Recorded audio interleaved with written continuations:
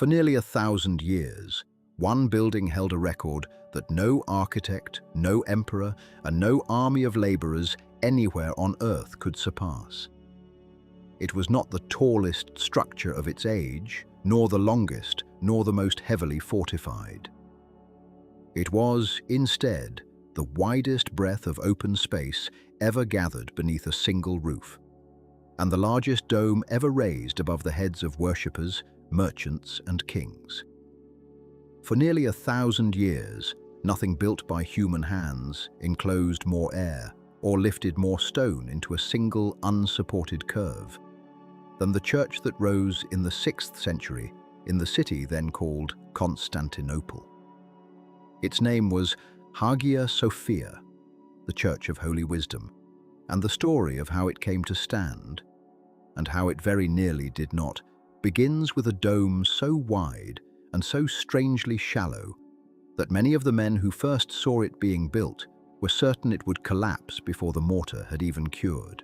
This was the first problem with Hagia Sophia, long before it was a problem of stone or brick or marble. It was a problem of belief. In the 6th century, when builders raised a dome, they understood certain things to be true, the way a sailor understands the pull of tide.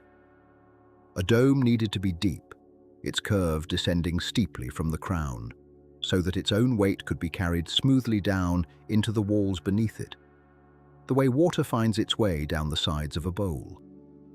A dome needed thickness, and it needed drums, or supporting walls rising high enough to gather its outward thrust before that thrust could spread and crack the structure beneath. These were not opinions. They were the hard lessons of centuries, learned through the quiet failures of buildings whose names have not survived, whose domes cracked or sagged, or simply came down in the night, leaving nothing behind but rubble, and a caution passed from one generation of builders to the next. And yet the dome that was designed for Constantinople in the 1530s obeyed almost none of these lessons. It was wide, impossibly wide, spanning what would later be measured at more than 30 meters across, a distance that dwarfed anything attempted before it. And it was shallow, its curve rising only gently from its base, so that instead of plunging down into its supports like the domes that had come before it seemed almost to float, a great shield of stone and brick held aloft on nothing more than 40 ribbed arches, and a ring of windows cut so generously into its base that light seemed to pour in from every direction at once, as though the dome itself had no weight at all. To the masons and engineers of the age, trained in the old logic of depth and thickness, this must have looked less like architecture and more like a wager against gravity itself, a wager that the men who built it were not at all certain they would win. The city in which this wager was made deserves its own quiet introduction, because Hagia Sophia can't be understood apart from it. Constantinople, in the 6th century, was not merely a city. It was the beating heart of what remained of the Roman world, the capital of an empire that its own people still called Roman, though history would later remember it as Byzantine. It sat astride 2 continents, on a promontory between the Bosphorus and the Golden Horn, a position so commanding that it had drawn conquerors and traders alike for centuries, and would go on doing so for 1,000 years more. Its walls were thick, its harbours deep, its markets crowded with silk and grain and the accumulated wealth of a Mediterranean world. Still, in places, remembering the peace of Rome. And on its throne, in the year the dome was conceived, sat a man named Justinian. Justinian I was not a builder by trade, but he was, by every account that survives, a man consumed by the idea of restoration, the belief that the fractured Roman world could be gathered back together, its lost provinces reclaimed, its laws codified, its glory renewed. He sent his generals west to reclaim Italy and North Africa. He ordered the great legal reforms that would shape law for centuries after his death. and in the January of the year 532, in the 5th year of his reign, he faced a crisis that very nearly ended that reign before it had properly begun. The uprising is remembered by the name given to the rallying cry of the mob that filled the city's streets that winter. Nika, meaning conquer or win, a word shouted in the chariot races at the hippodrome by factions that briefly set aside their rivalry to turn on the emperor himself. For nearly a week, Constantinople burned. Public buildings were put to the torch. The mob demanded the dismissal of unpopular officials, and when those demands were not swiftly met, they turned to fire and to violence, and much of the city's center, including the church that had stood on the site of Hagia Sophia since the days of an earlier emperor, was reduced to ash and blackened stone. Justinian, according to the accounts that survive, considered fleeing the city entirely, and was said to have been persuaded to stay only by his wife, the Empress Theodora, whose words on that occasion, whether recorded precisely or shaped later by chroniclers eager to honor her courage, have echoed through the centuries as a refusal to run from the throne. The revolt was put down with brutal finality, thousands killed in the hippodrome where the uprising had first taken voice, and in the smoking quiet that followed, Justinian turned to the ruins of his capital and made a decision that would outlast every other act of his reign. He would not simply repair what had burned, he would replace it with something the world had not yet seen. A church so vast, so luminous, and so unlike anything that had come before it, that its very existence would stand as proof of imperial and divine favor restored. This was the seed from which Hagia Sophia grew, not a peaceful commission handed down in a season of calm, but a wounded city's answer to its own near destruction, an act of defiance against the ashes still settling over its streets. What Justinian wanted, according to the historians of his own court, was a building unlike any that had been raised before, something that would surpass the Temple of Solomon in the telling of the age, something that visitors from every corner of the known world would carry home in memory as proof of the empire's restored magnificence. He did not want merely a large church, he wanted an impossible one, and for that, he would need men capable of translating an emperor's ambition into stone, brick, mortar, and one soaring, gravity-defying dome. There is a particular quiet that settles over the beginning of every great and improbable undertaking, a hush before the sound of the first tool striking the first stone, and it is worth sitting inside that hush for a moment before the building itself begins to rise. In the 6th century, the science of building was not yet separated from the science of geometry, nor from a kind of philosophical faith in numbers and proportion. The engineers of Justinian's court, as later history would come to understand them, were not masons in the traditional sense, men who had spent their lives laying brick upon brick, learning their craft through the patient repetition of hand and eye. They were something closer to what a much later age would call mathematicians, men trained in the abstract elegance of geometry and mechanics, versed in the writings of the old Greek thinkers on weight, thrust, and form.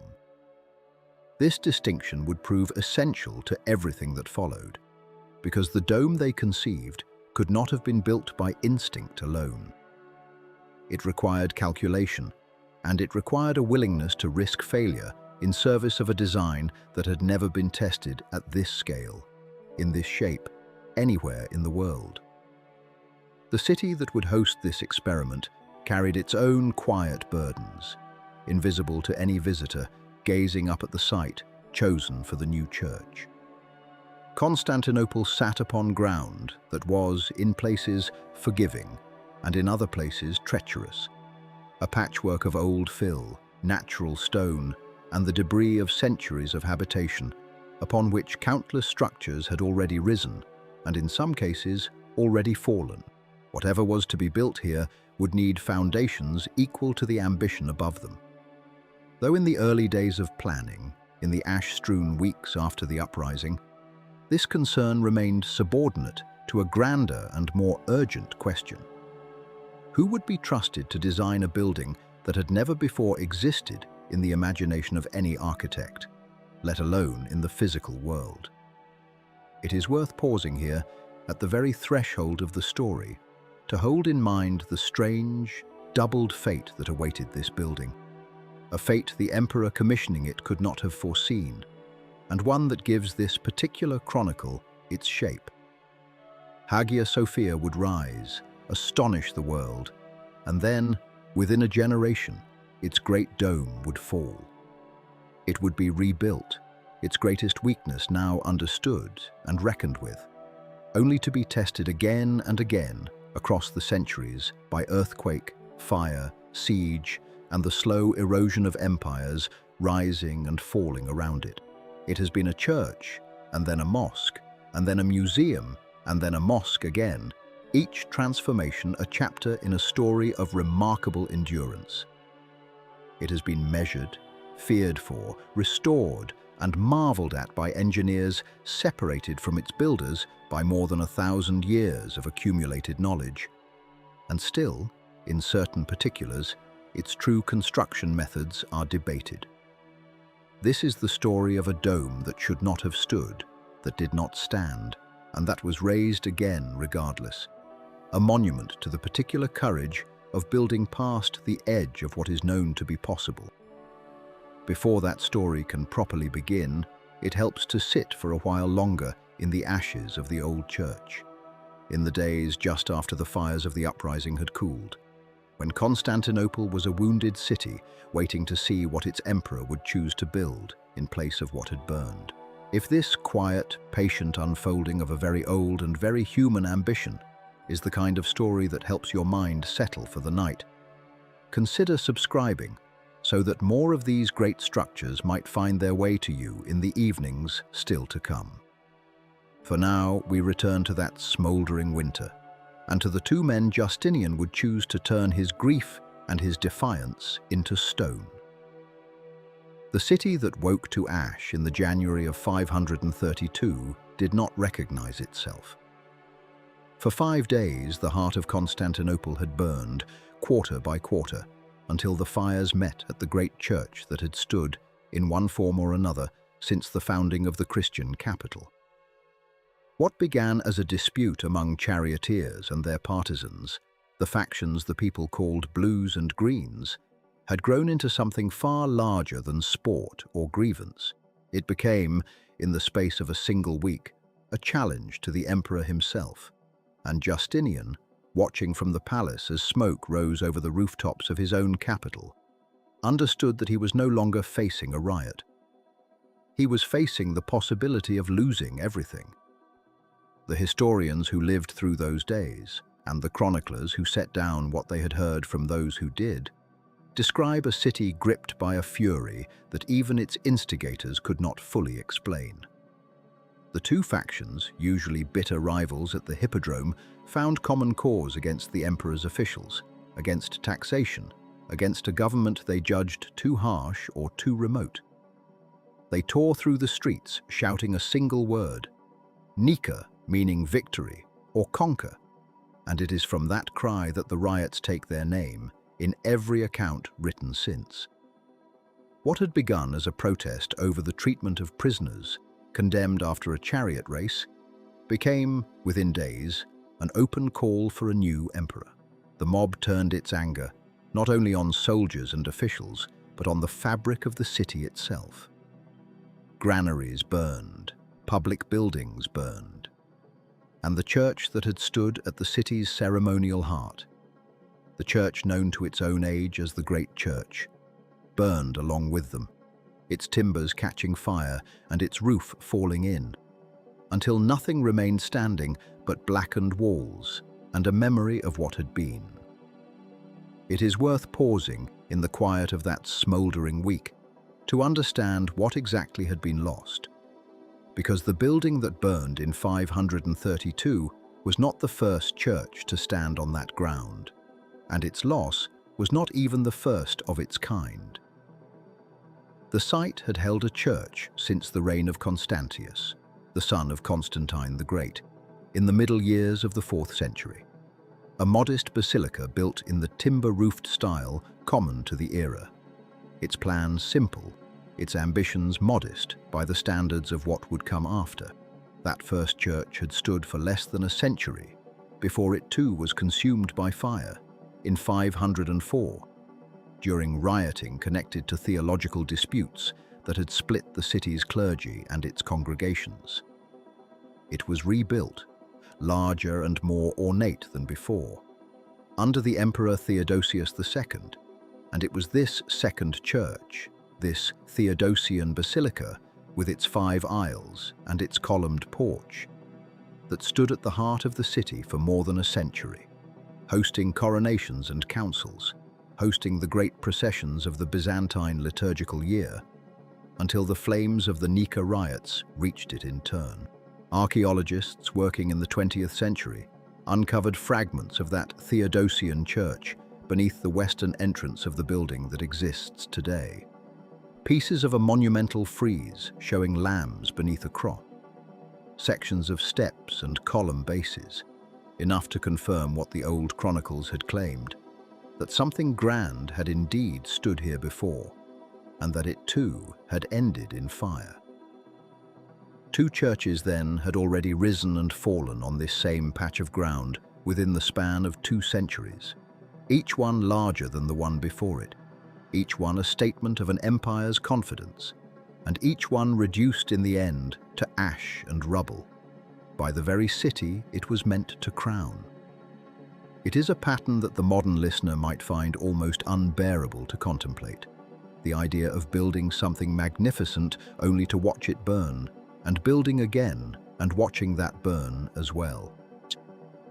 But this was the rhythm of the ancient capital, where fire moved swiftly through timber roofs and crowded streets, and where the difference between a minor blaze and a citywide catastrophe was often only the direction of the wind. By the time the Nika riots had run their course, Justinian's own throne had come perilously close to falling with the church. The chronicler Procopius, who served in the emperor's own court and whose account remains one of the fullest records of these events, describes a moment when Justinian himself considered fleeing the city, when his advisors urged him towards the harbour and the ships that might carry him to safety. It was said, and the story has been repeated in nearly every history written since, that it was the Empress Theodora who refused to leave, who told her husband and his ministers that purple made a fine burial shroud, meaning that she would rather die as empress than live in exile. Whether her words were recorded exactly as spoken, the sources do not agree, and the sentiment attributed to her may owe something to the dramatic instincts of the historians who preserved it. But the outcome that followed is not in doubt. Justinian's general Belisarius, together with the forces still loyal to the throne, moved against the crowds gathered in the hippodrome, and in the space of a single afternoon, by the accounts that survive, tens of thousands of Constantinople's own citizens were killed in the enclosed space where they had gathered to proclaim a new emperor.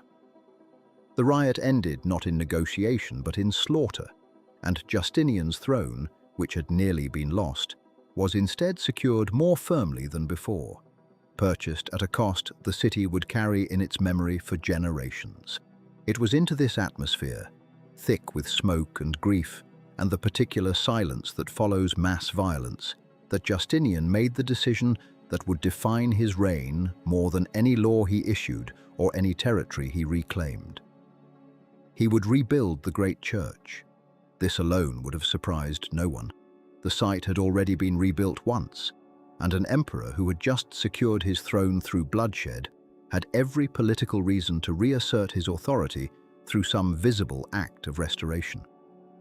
What surprised his contemporaries, and what continues to draw the attention of historians and engineers alike more than 14 centuries later, was the scale and the nature of what Justinian intended.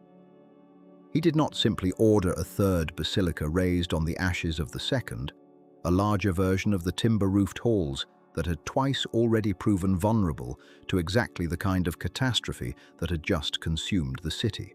He ordered something that had never before been attempted in the history of monumental building. He ordered a dome, vast beyond any dome yet raised, to crown a space large enough to hold the entire liturgical life of the empire's capital.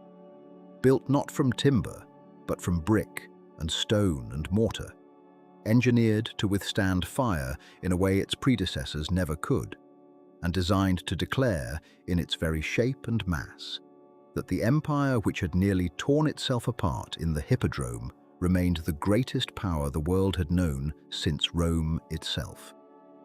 The motives behind this decision, as the surviving sources allow us to understand them, were never purely religious, though the religious dimension mattered enormously to an emperor who understood his rule as an expression of divine order on earth. Justinian needed, in the aftermath of the riots, to demonstrate to his own people and to the wider world that his authority remained intact, that the violence of the Nika uprising had been an aberration rather than a symptom of deeper weakness. A capital that could produce, within a handful of years, a building unlike anything the world had seen was a capital whose emperor still commanded resources, still commanded loyalty, still commanded the confidence of a god who, in the theology of the age, had chosen him to rule. The dome was to be an answer to the fire, a structure that would replace the memory of burning timber with something that light itself seemed to inhabit rather than merely illuminate. It was to be, in the language its own admirers would later use, a piece of heaven brought down to rest upon the earth. And its very permanence, its refusal to burn as its predecessors had burned, was meant to stand as proof of an empire's endurance. There was, too, a quieter motive beneath the political one, harder to document but impossible to ignore in the record of Justinian's later years. He was, by the testimony of those who knew him, a man given to long nights of study and prayer, restless in his ambitions for both church and state, uneasy with anything that merely repeated what had come before. To rebuild the great church as it had always been, a longer basilica with a taller roof, would have satisfied the practical needs of the moment without satisfying whatever drove Justinian to imagine an empire remembered across centuries rather than merely restored across seasons. He wanted not a repair, but a reinvention, a building that no one before him had dared attempt, because no one before him had believed it possible to raise a dome of such span over so vast an open space and have it hold. The city in those early months after the riots was a place still finding its footing, its markets slowly reopening, its burned quarters slowly being cleared of rubble, its people uncertain what kind of ruler had survived the violence in the Hippodrome. Into that uncertainty came the announcement of the emperor's intention, carried through the streets and the churches and the workshops in the way that news of great undertakings travelled in that century, by word of mouth and official proclamation, by whispered rumour in the markets and formal decree in the assemblies. Constantinople, still smelling of smoke, was being told that from its ashes would rise not merely another church, but the greatest one the world had ever seen. And to accomplish what he had in mind, Justinian understood that he could not turn to the master builders who had raised the churches now lying in ruin. He needed men whose imaginations worked differently, men trained not in the traditions of church architecture, but in the sciences of geometry and mechanics, men capable of solving a problem that had never before been solved. It was this need that led him, in the months following the fire, to the two figures whose names would become inseparable from the building that still stands today.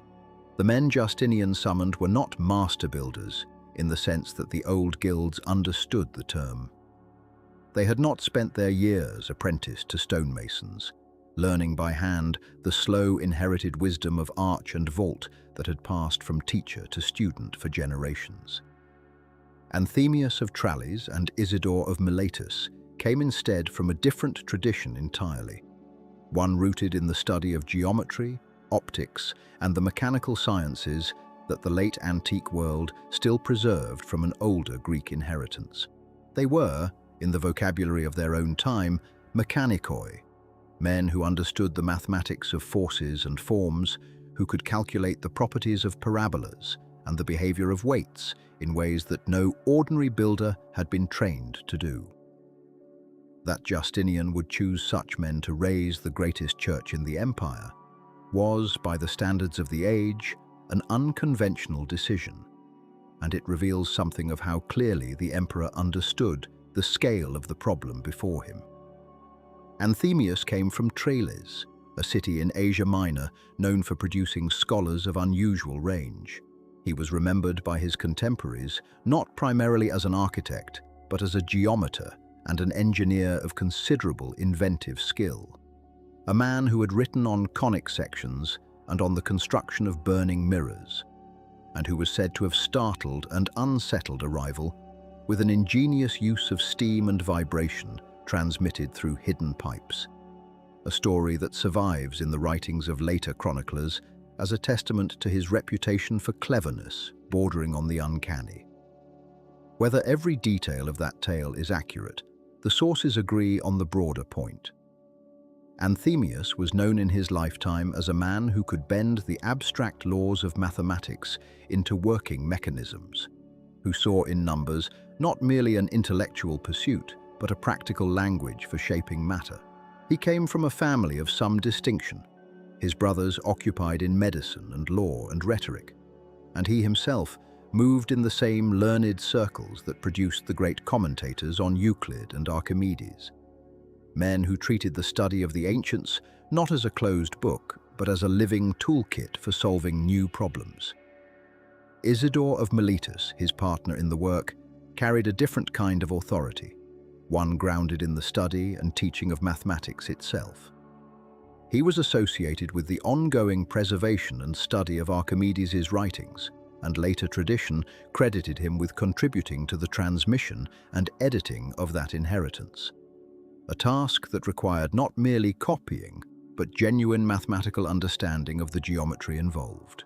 Miletus, his home city, had long been a place associated with philosophical and scientific inquiry, and Isidore seems to have absorbed that inheritance fully, becoming known as a teacher of stereometry, the geometry of solid forms, and of the mechanical principles that governed how such forms could bear weight and hold their shape under strain. Together, Anthemius and Isidore represented something the empire had not often paired directly with the raising of a church. Not the accumulated craft knowledge of the Masons' Guild, but the abstract, calculating power of pure mathematics turned toward brick and mortar. It is worth pausing on how strange this choice must have appeared to those steeped in the old ways of building. For centuries, the great churches and basilicas of the Roman and early Byzantine world had been raised by master builders whose knowledge was practical and inherited. Men who understood through long experience which stones could bear a given span, how deep a foundation needed to run in a given soil, how an arch could be coaxed into standing without buckling under its own accumulated weight. This was knowledge passed down through the trade, not written in treatises, tested against the slow record of what had stood and what had fallen. Justinian's decision to instead entrust the reconstruction to two scholars of geometry, men whose expertise lay in calculation and mechanism rather than in the calloused certainties of stonework, signaled his understanding that Hagia Sophia could not be built by traditional means alone. He wanted a dome of a width and a lightness that no standing structure in the empire had yet achieved, and such an ambition demanded men capable of imagining forces in the abstract, of treating the dome not merely as a shape to be built, but as a problem to be solved. The ambition itself, once stated plainly to the two geometers, must have seemed almost reckless in its scale. Justinian wanted a church whose central dome would seem to hover above the nave without any visible means of support, a covering of such breadth that it would rival, and ideally surpass, anything built before it in the Christian world or in the pagan world that had preceded it. He wanted the building to declare, through its very form, the majesty of his reign and the favor of God resting upon it. And he wanted it raised not across the span of decades that such an undertaking might reasonably require, but within a period so compressed that later accounts, whether entirely accurate in their particulars or not, describe a construction completed within a matter of years rather than a generation. The urgency was not merely architectural. Justinian was a ruler whose authority had nearly collapsed amid the riots that destroyed the old church. And the speed of the rebuilding was itself a political statement, a demonstration to the people of Constantinople that imperial power had not merely survived the crisis, but had emerged from it capable of achievements beyond anything attempted before. Anthemius and Isidore were given, in effect, an impossible brief. Unprecedented scale, unprecedented lightness of form, and a timeline that left almost no room for the trial and error by which such buildings had traditionally been perfected. It should come as no surprise, then, that doubts followed the two geometers from the moment their commission became known. The old guild builders, men whose lifetimes of experience had taught them the hard limits of stone and mortar, are recorded by later tradition as expressing skepticism, even alarm, at the scale of the dome being proposed. A dome of such width, spanning the crossing of a square nave without the deep, continuous walls that had supported earlier domed structures, defied what practical experience suggested was possible. Domes before this had generally been raised over round or near-round bases, where the geometry of the circle allowed the weight of the covering to be carried evenly down through a continuous curved wall to the ground. What Anthemius and Isidore proposed was different in kind. A dome resting not on a drum of unbroken masonry, but on four great arches rising from four massive piers, with the spaces between the arches filled by curved triangular sections. Later generations would call them pendentives, that would gather the round base of the dome down into the square plan of the building beneath it. This was, in the memory of the age, a departure bold enough to draw open doubt from men who had spent their lives mastering safer, more established methods. Whether the two geometers ever fully silenced these doubts before the building was complete is not something the sources allow us to say with certainty. What they do preserve is a sense that the design was met, from its earliest stages, with a mixture of astonishment and unease, admiration for its ambition sitting uneasily beside fear of its consequences. And yet, the design that took shape on the drafting boards of Anthemius and Isidore possessed a clarity that, whatever the doubts of the guild builders, spoke to genuine mathematical confidence. At its heart lay a square base, its four sides matched by four enormous arches, each rising from a massive pier positioned at the corners. The piers themselves conceived not as simple stacks of masonry, but as carefully proportioned masses capable of gathering and channeling the immense downward and outward thrust that the dome above would exert upon them. Between the four supporting arches, the pendentives would curve inward and upward, translating the square arrangement of the piers into the circular base needed to receive the dome. A geometric solution of real elegance that allowed a round covering to rest above a square room without the wasted, heavy transitional structures that earlier builders had sometimes been forced to use. And crowning it all would be the dome itself, shallow rather than steeply rounded, pierced at its base by a ring of closely spaced windows, so that, if the calculations held true, light would appear to pour in beneath the dome's rim, seeming to separate the covering from the walls below it entirely, so that it might appear, as later observers would indeed describe it, to float, suspended by no visible means, above the vast space beneath. This was the design that Anthemius and Isidore carried forward from the abstraction of parchment and calculation toward the beginning of physical work. A plan drawn not from inherited habit, but from geometry applied directly to an unprecedented problem: a bridge between the mathematics of the schools and the raw physical demands of stone, brick, and mortar. Whether it could truly be built as conceived remained, in those early months, an open question even to its designers. But Justinian had given his answer already in the choosing of these two men, and the work that would test their calculations against the unforgiving realities of weight, material, and the ground itself was now ready to begin. Beneath the site chosen for this new church lay ground that had already carried the weight of two earlier buildings, each raised and each lost in turn, and each leaving behind, in its own quiet way, a record pressed into the earth that the builders of the third church would have to reckon with before a single new stone could be set. The soil of Constantinople in this quarter of the city was not uniform. It was a mixture accumulated over centuries of habitation, layered with the debris of fire, the crushed remains of older masonry, patches of naturally firm subsoil, interrupted by pockets of looser fill where old foundations had been dug out or where earlier drainage had softened what lay beneath. Anyone opening the ground here was not working with a blank page, but with a palimpsest, and the first task facing the builders was not to design but to discover, to learn, trench by trench, what the earth beneath this particular hill could actually be trusted to hold.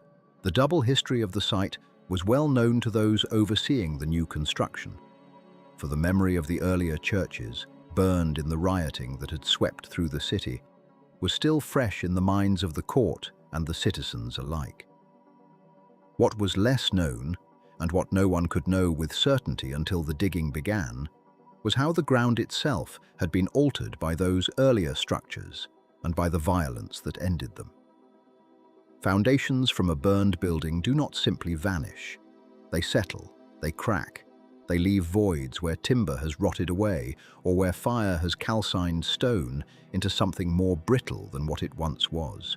The engineers charged with this new undertaking would have to work not only against the ordinary uncertainties of soil, but against the particular uncertainties left behind by buildings that had stood on this same ground before. Structures whose footprints they could partially trace, but whose full extent and whose full effect on the soil around and beneath them remained only partly legible. This uncertainty in the ground was not a minor inconvenience to be solved and set aside before the real work began. It was, in a sense, the first and most fundamental of all the problems this building would present, because everything that would eventually rise above, the piers, the walls, the great curving dome itself, depended entirely on what the earth below was prepared to carry, and carry not just once, but for centuries. A building of ordinary scale might tolerate a modest unevenness in its footing, a slight variation in how weight distributed itself downward, but the structure being planned here was not of ordinary scale, and the manner in which its greatest and most daring feature, the wide dome meant to crown the whole church, would direct its forces downward through the building, made the question of the ground beneath it a matter of first importance rather than an afterthought. To understand why the ground mattered so profoundly, one has to understand what a dome of this kind actually does to the structure beneath it, a matter that would have been well understood by the two men chosen to design this building, even if it was rarely appreciated by those who would one day stand beneath the finished ceiling and marvel only at its apparent weightlessness.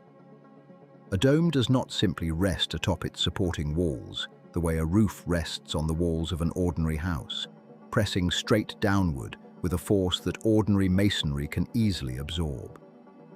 A dome, by the nature of its curved form, pushes outward as well as downward.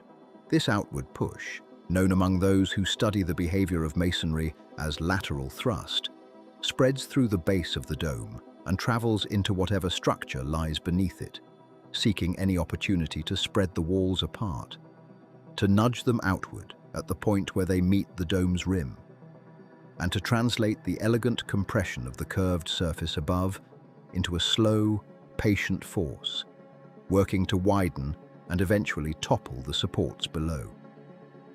For a small dome, this thrust is modest and can be absorbed by walls of ordinary thickness. But the dome envisioned for this church was not modest. It was to span a breadth far greater than any dome raised before it in a building of this kind. And the wider a dome's span, the greater the outward thrust it generates at its base. A relationship that grows not in simple proportion, but compounds with scale in ways that punish any designer who fails to respect it. The two architects charged with this work understood, from their study of geometry and their long experience with matter under stress, that a wide dome could not simply sit atop four walls and trust to luck. Its outward thrust would have to be gathered, channeled, and carried downward through a system of supports massive enough and positioned precisely enough to absorb that force and deliver it, finally, into the ground. Because the ground, in the end, is where every force in a standing building must eventually go.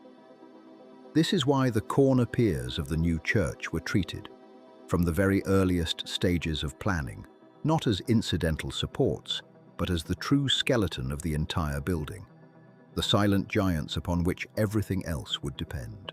These piers would need to be enormous, far larger in cross-section than anything demanded by an ordinary church of comparable footprint, because they alone would carry, in concentrated form, the thrust gathered from the dome above and funneled down through the great arches that would spring between them.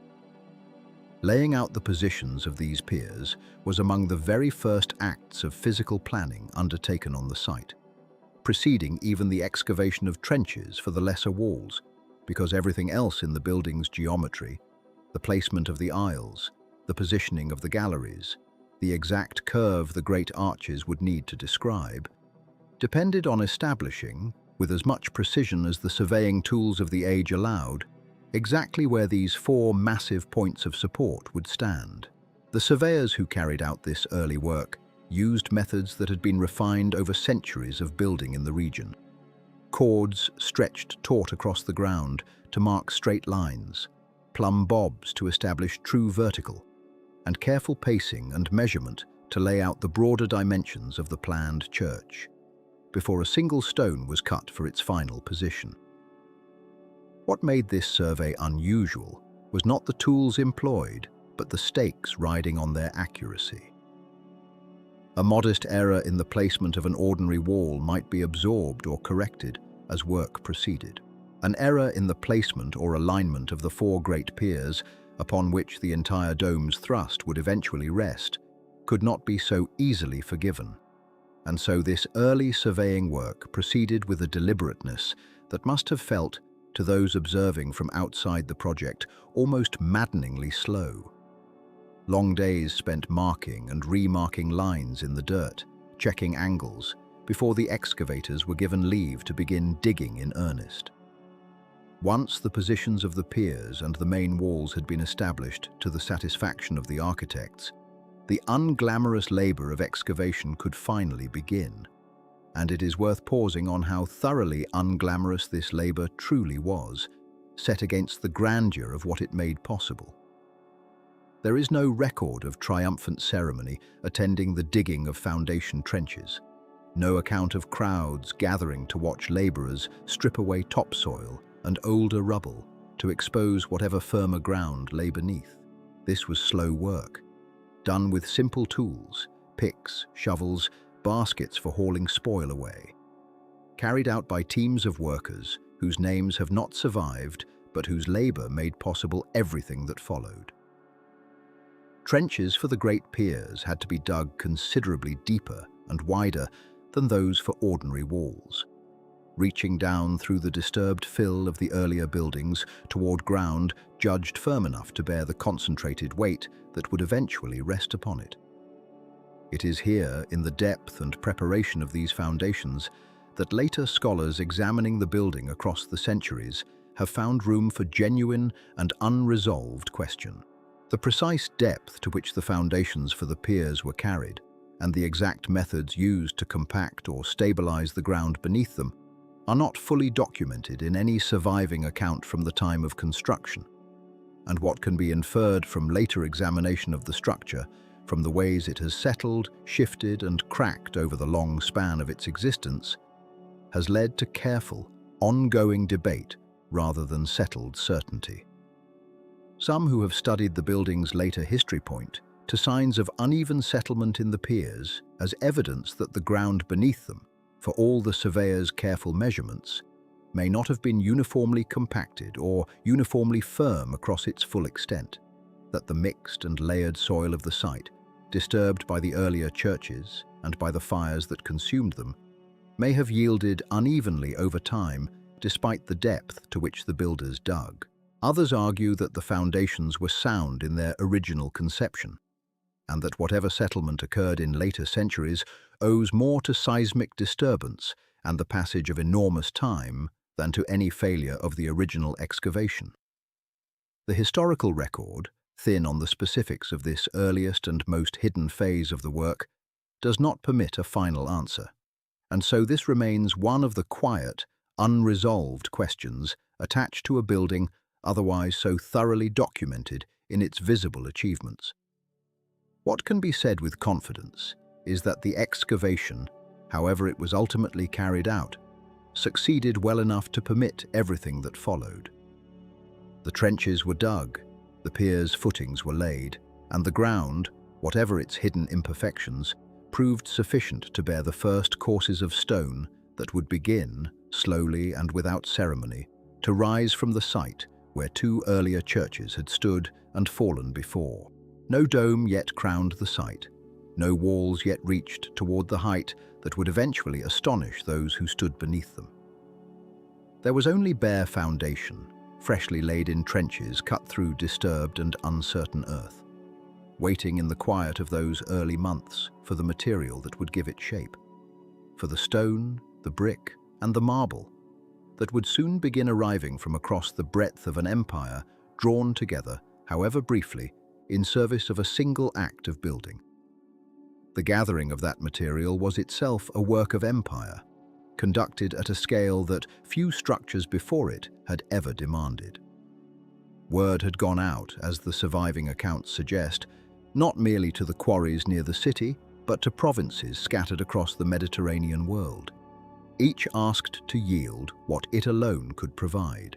From Egypt came porphyry, that deep imperial purple stone quarried from a single remote site in the eastern desert, a material so difficult to work and so heavily associated with the authority of emperors that its presence in the new church announced, without a word spoken, whose ambition this building served. From Thessaly in the hills of Greece came a green marble veined with white, prized for centuries before Justinian's builders ever set eyes on it, cut and polished until its surface seemed to hold a kind of quiet motion, as though the stone itself remembered the forests and pastures above the quarry it had come from. From Syria came a stone the color of pale honey, warm against the cooler greens and purples gathered from elsewhere. And from other corners of the empire came marbles of red, of black, of white, shot through with grey, each one selected not only for its strength, but for the particular color it would lend to the vast interior that was slowly taking shape in the minds of the men who had designed it.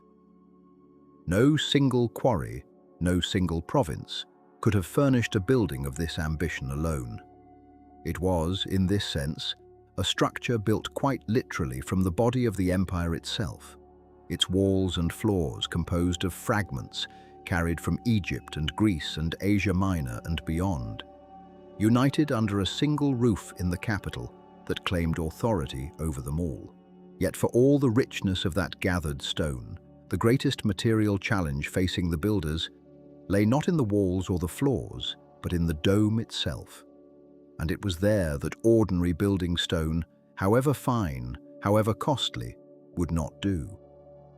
A masonry dome of the size, envisioned, vast enough to crown the whole of the church beneath it, rising higher than anything of its kind yet attempted, carried an immense weight in its curving shell, and weight, in a structure of this kind, was the enemy of survival.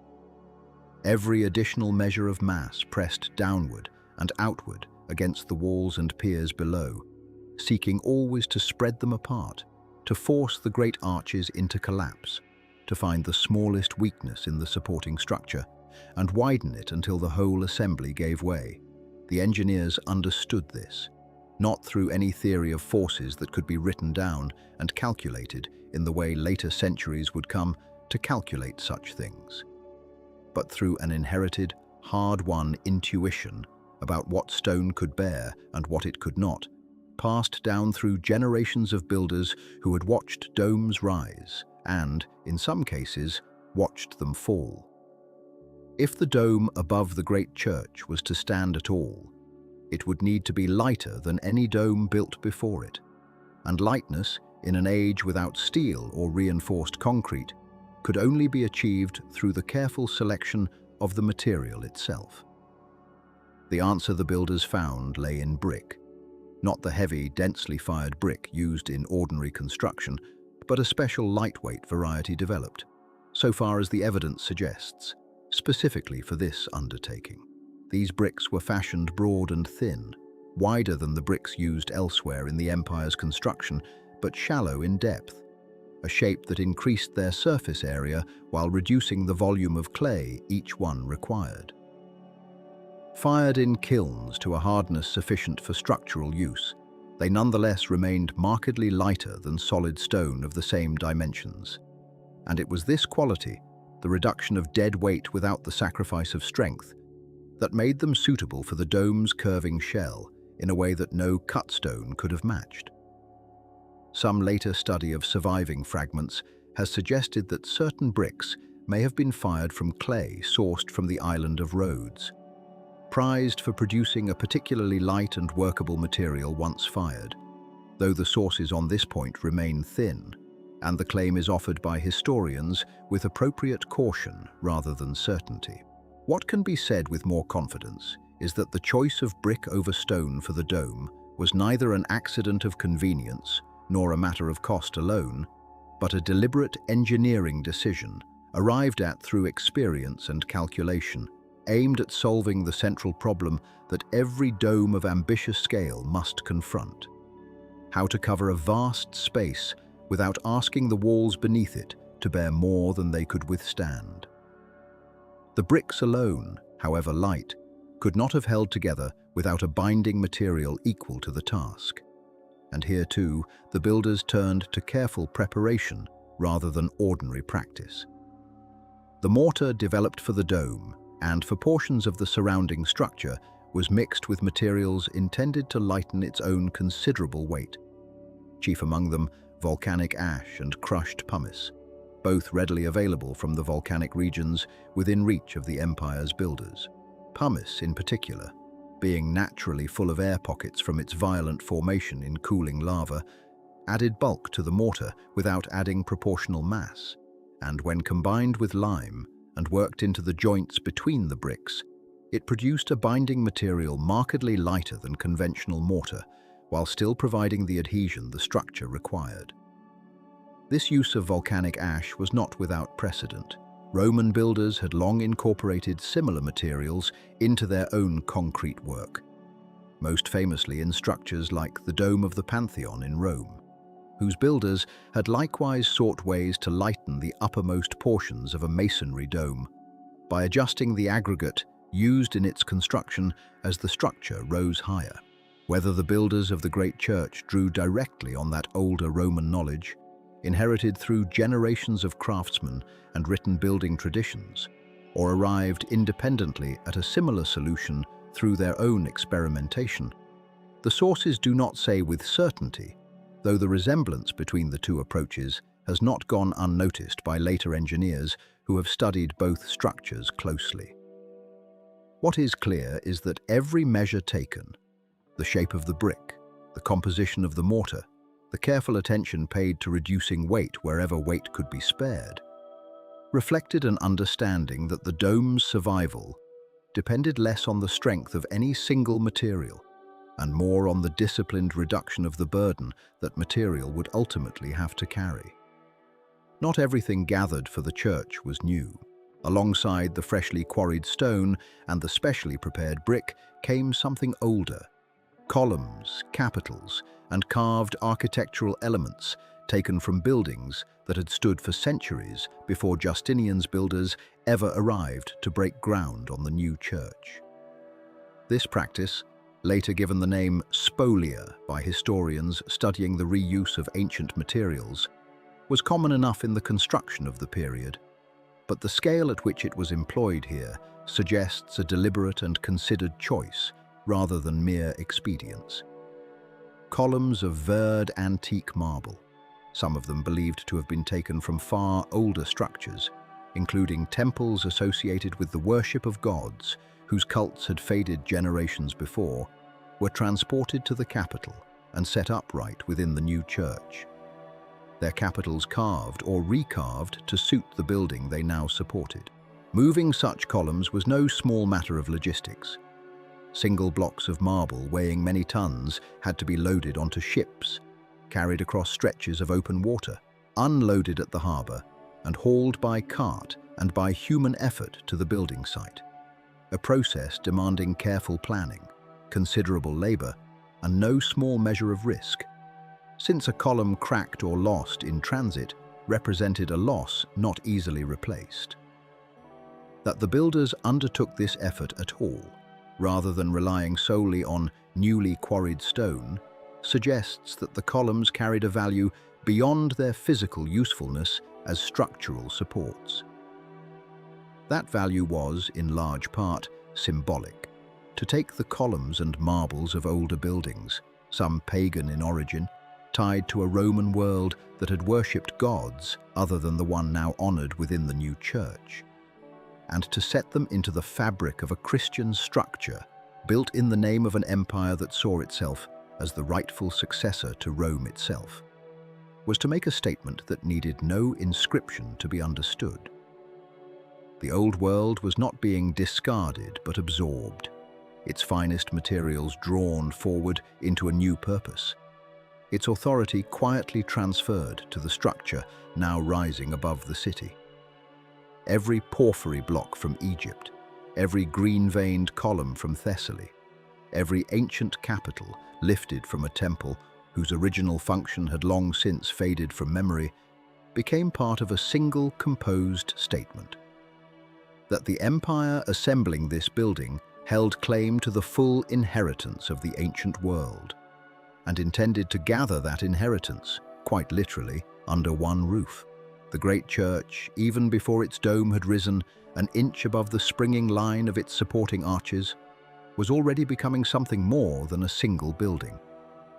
It was becoming an assembly of empire itself, its stone, its labour, its memory, drawn from every corner of the Mediterranean world and set down together in one place, waiting now only for the hands that would lift it, course by course, toward the sky. The first work to rise above the foundations was not the dome at all, but the 4 great piers that would one day carry it. These piers were the true beginning of the church's ambition, made visible in stone, though few who watched them climb in those early seasons could yet imagine what they were meant to bear. Anthemius and Isidore had placed them with exacting care, each set at the 4 corners of a square whose proportions had been worked out on paper and in argument long before a single block was laid. The piers were not slender things.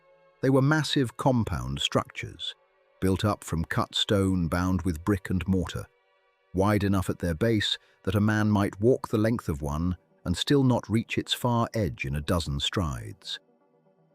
Their purpose, though unspoken to most who laboured upon them, was to gather and carry a weight that had not yet been conceived in physical form. The weight of a dome that existed, at that stage, only as calculation and hope. To understand why the piers rose as they did, one must understand something of the logic that Byzantine builders carried in their hands and in their memory, a logic inherited from Rome but adapted, quietly and gradually, to new demands. The great vaults and domes of the ancient world had taught certain lessons about thrust. about how the outward push of a curved ceiling seeks always to spread its supports apart. The way a hand pressed flat against a table's edge seeks to slide outward rather than downward. Anthemius and Isidore had studied this problem with the seriousness of men who understood that failure would not be a small matter of cracked plaster, but of a falling roof upon the emperor's own church. And so the piers were not built merely to hold weight from above. They were built to resist thrust from the side, buttressed by their own mass and by the walls and arches that would soon rise between them, spreading the load outward and downward in a pattern that modern engineers would later recognize, with some quiet admiration, as remarkably close to correct. The building technique itself followed patterns long practiced in Constantinople and across the Byzantine world, though never before at quite this scale. Brick was laid in careful courses, each one bedded in mortar thick enough to be measured, not in the thin lines familiar to later centuries, but in beds that might reach the width of a hand's breadth or more. This thick mortar was no accident of carelessness. It was, in its way, a technology of patience. The lime mortar used in these walls remained plastic and workable for a long stretch of time after laying, allowing the great mass of brick and stone above to settle gradually into its bed rather than locking rigidly into place at once. This slow settling, engineers would later come to understand, gave the structure a kind of forgiveness, an ability to shift and redistribute its burdens over months and years, rather than cracking suddenly under a load unevenly borne. The builders of the 6th century could not have explained this in the language of modern structural mechanics, yet their hands, guided by generations of accumulated practice, achieved something remarkably close to what later calculation would confirm as sound. Between the courses of brick, bands of stone were set at intervals, tying the mass together and lending it a discipline that plain brickwork alone could not offer. Timber, too, played its quiet part, though not in the manner most who watched the work assumed. Timber lacing, hidden within the depth of the walls at certain levels, helped bind and stabilize the rising masonry, particularly in that stretch of time before mortar had fully cured and taken its final strength. Above and around this rising stonework climbed the scaffolding. Vast wooden frameworks, lashed together from timber brought down from the forests of Asia Minor and the Black Sea coast, rising in stages alongside the walls themselves like a second skeleton grown up around the first, meant only to be shed once the true bones of the building could stand unsupported. The pace of this climb was not measured in days, nor even in weeks, but in seasons, the great slow rhythm by which such buildings were, of necessity, made. Byzantine construction paused with the turning of the year, when winter's cold slowed the curing of mortar and made the handling of stone upon icy scaffolding a danger not worth risking. Work resumed each spring with the thaw, the workforce returning to platforms and ladders they had left months before, picking up the labor of the previous autumn as though only a night had passed. In this way, the piers, and later the walls between them, rose gradually across what the chroniclers of the age would later describe with a kind of practiced wonder as a span of years rather than months, the whole city seeming through several turning seasons to hold its breath around a project that grew slowly enough that its progress could be measured less by the day than by the changing angle of light against new stone each spring. The workforce that carried out this labor moved to its own daily rhythms shaped by the rising and setting of the sun, in a world that had not yet learned to work by lamplight through the night on projects of this kind, save perhaps in moments of particular urgency. Laborers gathered at the site with the dawn, when the air along the shore of the Bosphorus still carried the cool dampness of the sea, and worked through the day in shifts governed less by any strict hour than by the changing height of the sun and the changing needs of the task at hand. Mortar to be mixed and carried before it began to set. stone to be hoisted, while daylight still gave the ropes and pulleys clear sight of their footing. Meals were taken at midday, bread and oil and whatever the city's markets could spare, in quantity sufficient to feed a workforce whose numbers, by some later estimates drawn from the scale of the labor involved, may have numbered in the low thousands at the project's height, though the precise figure has not survived in any single reliable account. What is clear from the fragments that do remain is that this was no idle undertaking staffed by casual hands. It demanded skilled masons, experienced carpenters, and a great mass of unskilled laborers whose task was simply to move, to haul stone from the quays where it had been unloaded, to carry mortar in baskets up the climbing scaffolds, to keep the endless machinery of construction fed with material at the pace the masons above required. Not every voice raised in those years was one of confidence. Chroniclers writing in the period, and in the generations soon after, recorded doubts that circulated even as the walls climbed.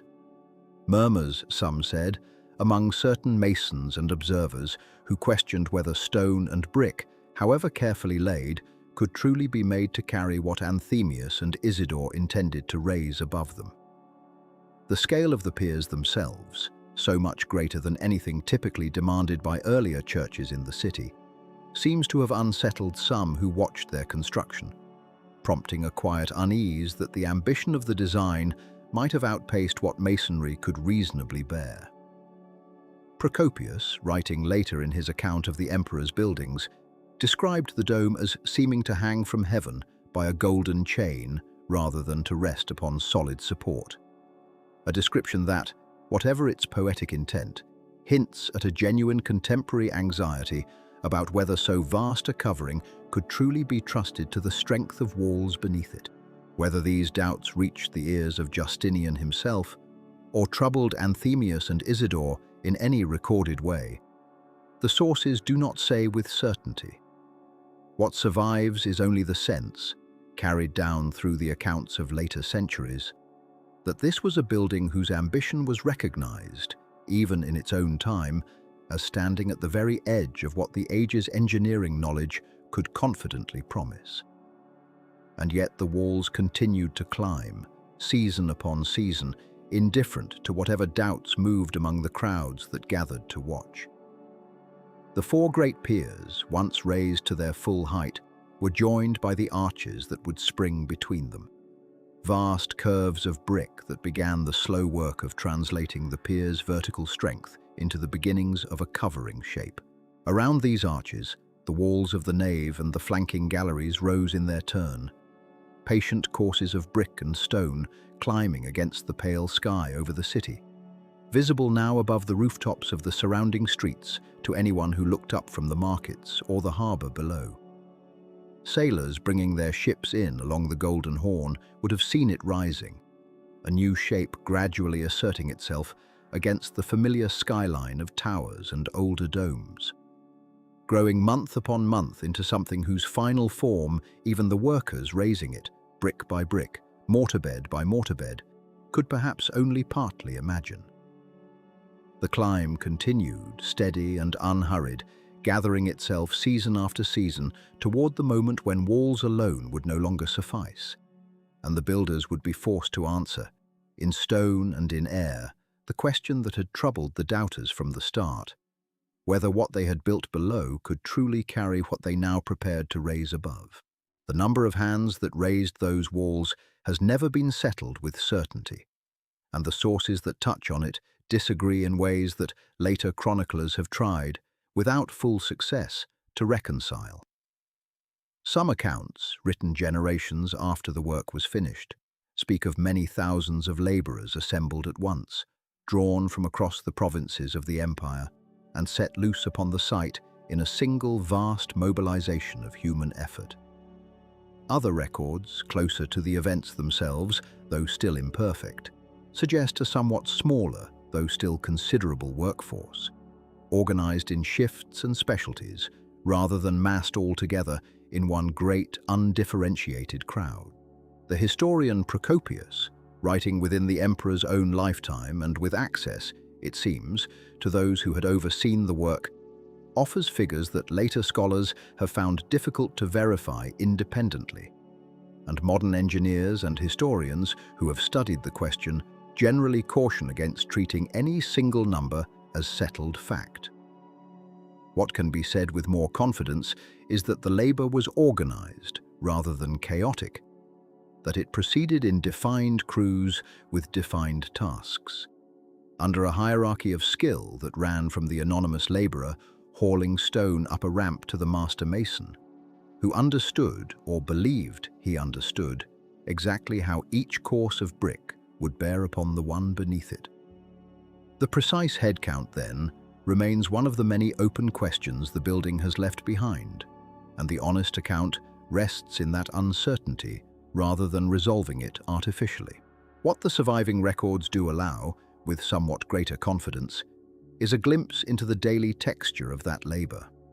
The wages paid, the meals taken, the rhythm of a working day stretched across a site that must have felt, to those inside it, less like a single church rising, and more like a small and temporary city assembled for the sole purpose of building a larger and more permanent one.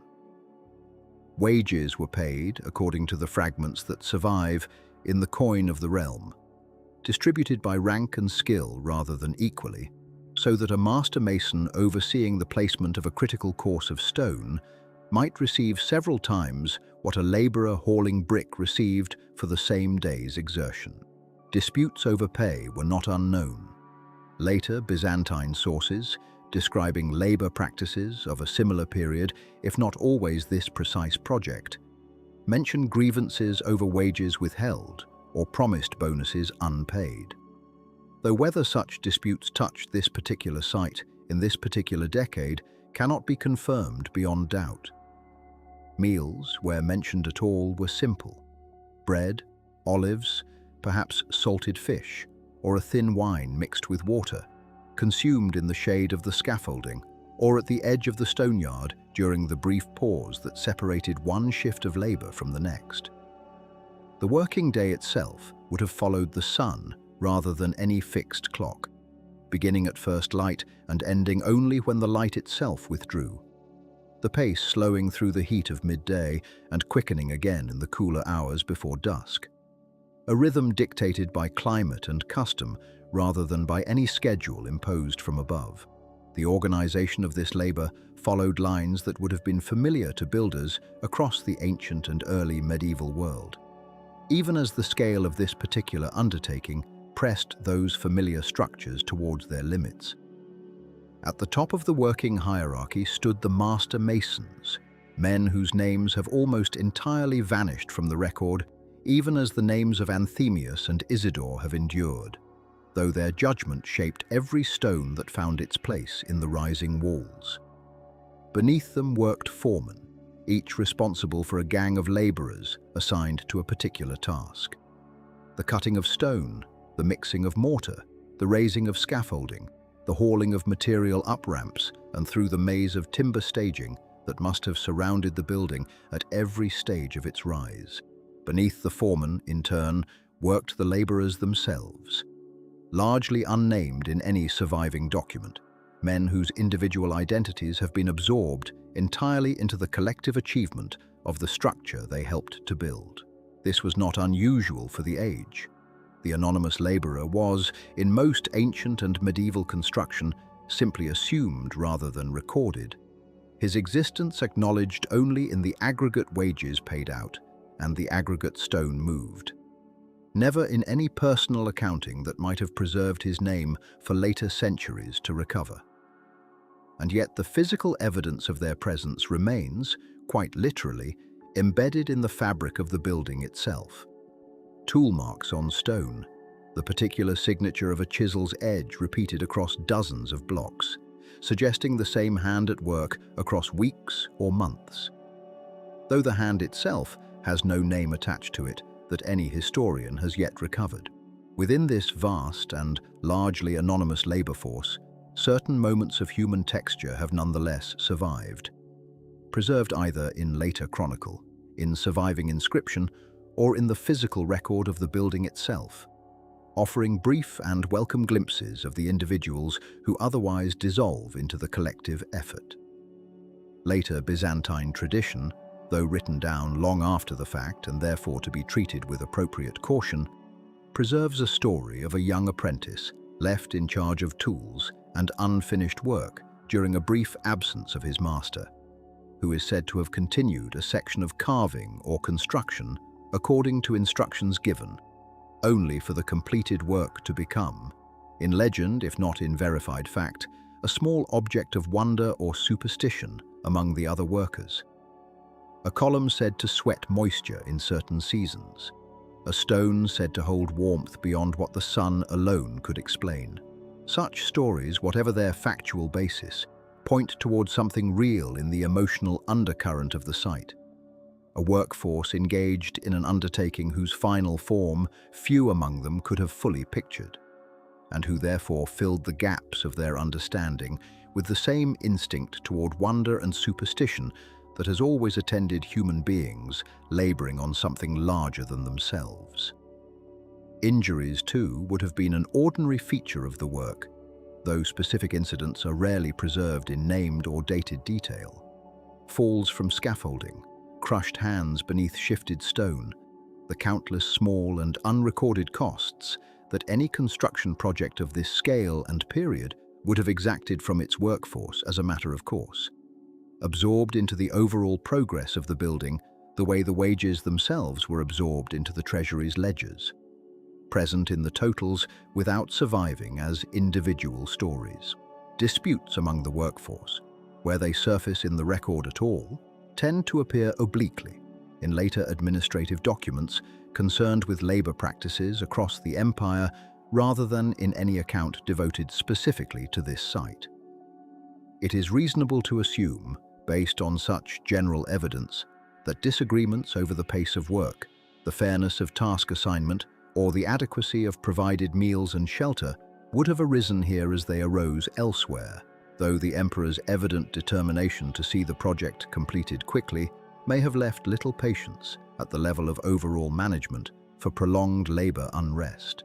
The urgency that had marked the project from its earliest days, the desire to raise a structure larger and more magnificent than any that had stood before it, and to raise it quickly, within the span of years rather than generations, would have pressed down upon every level of the workforce, from the master masons setting the pace of construction to the laborers hauling stone through the heat of a Constantinople summer. Whether that urgency was communicated to the ordinary worker as inspiration or as simple pressure to move faster cannot now be recovered with certainty, though it is not difficult to imagine that both were present, sometimes in the same worker on the same day, exhaustion and something like awe existing together as the walls climbed higher week upon week. For however uncertain the individual experience of any single laborer must remain, given how little of it was recorded, something of the collective emotional undercurrent of the project can still be inferred from the scale of what was being attempted and the visible evidence in the building itself of care taken far beyond what mere function would have required. The precision of certain joints, the deliberate variation in brick coursing to accommodate the settling of the structure below, the evident attention paid even to sections of the building that would never be visible to any worshipper standing in the nave. All of this suggests a workforce that understood itself to be engaged in something exceptional, even if few among them could have described, in any complete sense, what the finished dome would look like, or how it would feel to stand beneath it once the scaffolding came down. They worked, most of them, on a piece of a wall, a stretch of foundation, a single course of brick laid according to instruction, without the vantage point that later centuries would have to view the building whole. And yet the building itself stands as evidence that something of the larger vision passed down through every level of that labor, from the master mason's calculated adjustments to the anonymous laborer's steady, careful placement of stone upon stone, each contributing, in a manner none of them could fully measure at the time, to a structure that would outlast every one of their names by more than 1,000 years. The walls rose, and beneath them the ground continued to hold, and above them, gathering itself slowly out of scaffolding and calculation, the dome waited for its moment. The dome itself began not as a shape floating above the building, but as a problem waiting to be solved at the corners of the square that Anthemius and Isidore had raised from the piers below. A circle does not rest naturally upon a square.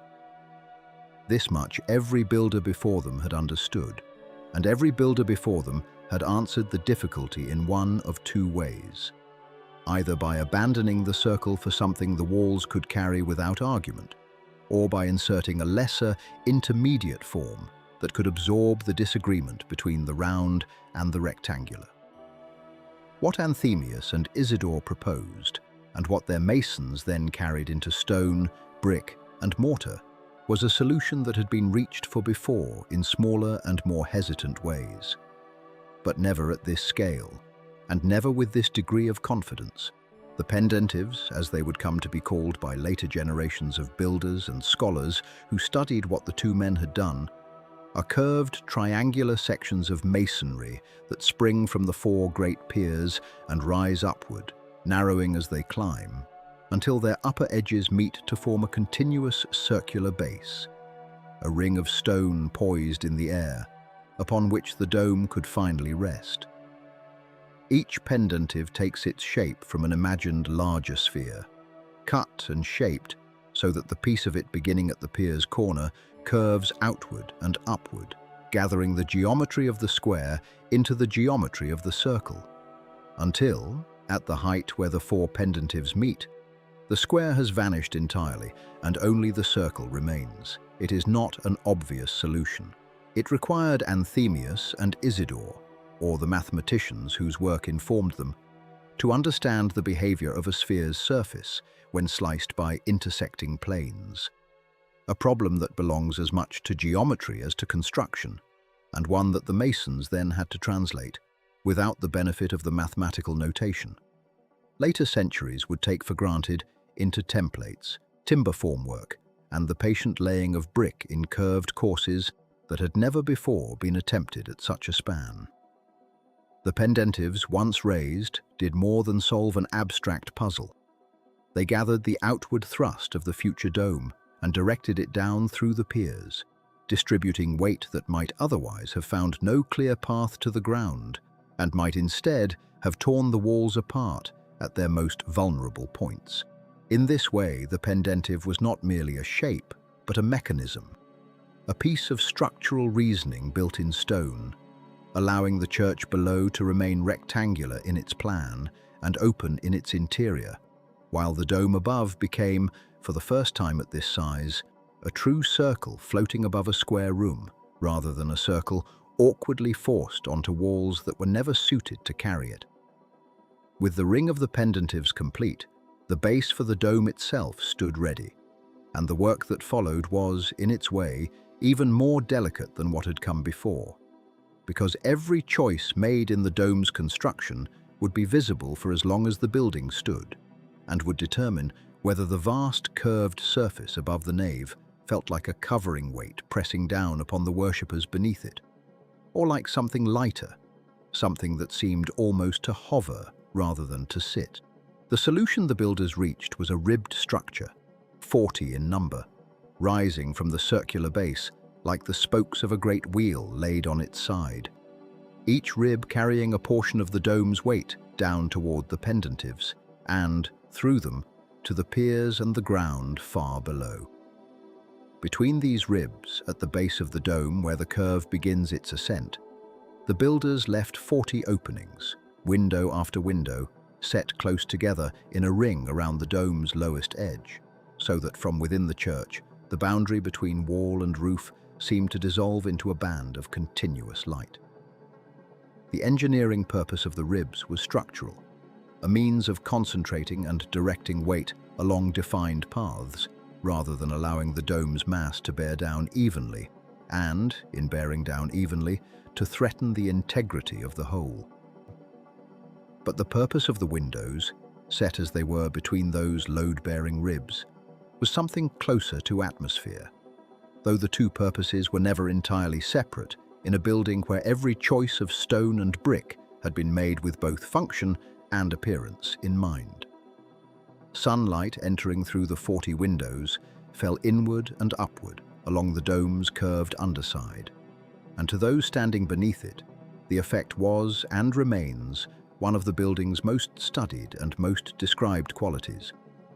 The sense that the dome does not rest upon the walls so much as it floats above them, suspended on light rather than stone, its true means of support hidden from the eye by the very windows that let that light pour in. Later visitors, chroniclers, and travelers would return again and again to this effect in their accounts of the building, describing the dome as seeming to hang from the heavens on a golden chain, a phrase that survives from the period and that speaks less to any literal belief about the dome's construction than to the success of the illusion the builders had achieved through careful, deliberate design. The work of closing the dome at its crown, once the ribs and the ring of windows had been set, proceeded with a patience that matched everything that had come before it. This was not a moment that could be hurried, nor one where ambition could be allowed to outrun caution, because the crown of the dome was the point at which the entire structure's various forces met and resolved themselves. And any weakness introduced there, however small, would announce itself eventually in ways the builders could not afford to discover after the fact. The masons worked the courses of brick inward and upward along the curve established by the ribs, each course slightly narrower than the one beneath it, following a geometry the scaffolding and timber formwork had already established, until the gap remaining at the center grew small enough to be closed by a final ring of masonry, set with the same unhurried care that had governed every stage of the work before it. There is little in the surviving record to describe this moment in detail. No account survives that lingers on the placement of the last brick. No chronicler recorded the particular day the final gap was closed. And it may be that no single moment marked the dome's completion so much as a gradual narrowing of effort as the remaining work grew smaller, and the scaffolding beneath it, section by section, was no longer needed and was taken down. What can be said, because the building itself testifies to it, is that the closing was accomplished and that the dome, once finished, held. A fact that mattered more than any single ceremonial instant, because it was the holding, sustained now for the better part of 2 years of continuous construction before this point, and for centuries afterward, that proved the calculations correct. When the scaffolding was finally cleared away from beneath the completed vault, a process that itself would have taken time, as the immense timber framework that had supported the dome through every stage of its construction was dismantled piece by piece rather than removed all at once. Those who had labored on the building, along with those who had merely watched its slow rise from the streets and squares of the city, saw the dome for the first time as it was meant to be seen, unsupported, whole and suspended above the nave with no visible means of holding itself aloft. The accounts describing the emperor's reaction to this sight are fewer and less certain than the descriptions of the building's material construction, and modern historians treat them with appropriate caution. But the tradition that has come down through the centuries holds that Justinian, standing beneath the completed dome and looking up into that ring of light and curved space, spoke words that would themselves outlast the empire he ruled. The phrase attributed to him, that he had surpassed Solomon, the biblical king remembered for having built the great temple in Jerusalem, appears in later sources rather than in any document composed at the moment itself, and scholars examining the origins of the story have noted that it may reflect a later embellishment of the emperor's actual words, or a tradition that grew up around the building in the years and decades following its completion, when its scale and appearance had already begun to accumulate the kind of reputation that invites such stories. Whether Justinian spoke those exact words on that exact day cannot be established with certainty from the sources that survive, and honest history must hold the exclamation as legend rather than verified fact.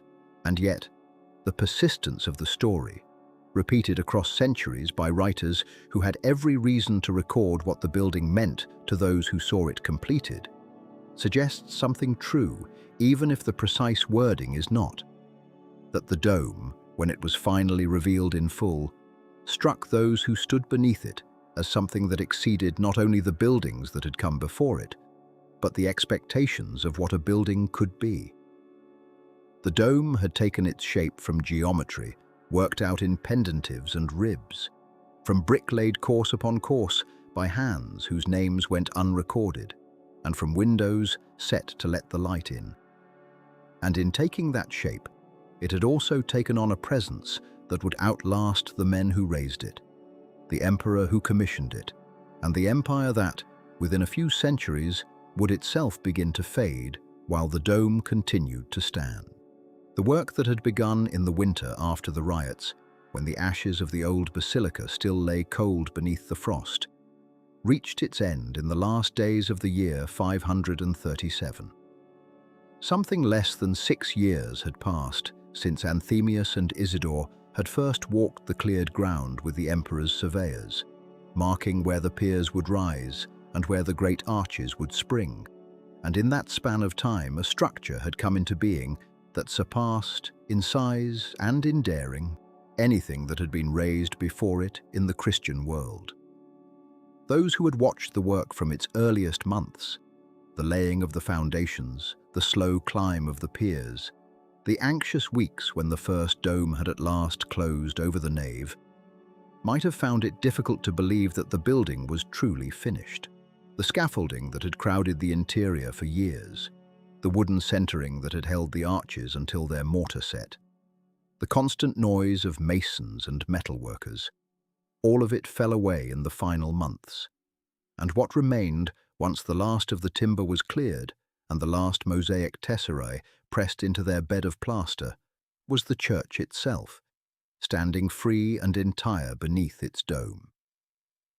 The date given in the sources that survive from the period is the 27th day of December, in the year 537, when Justinian himself entered the church for its dedication.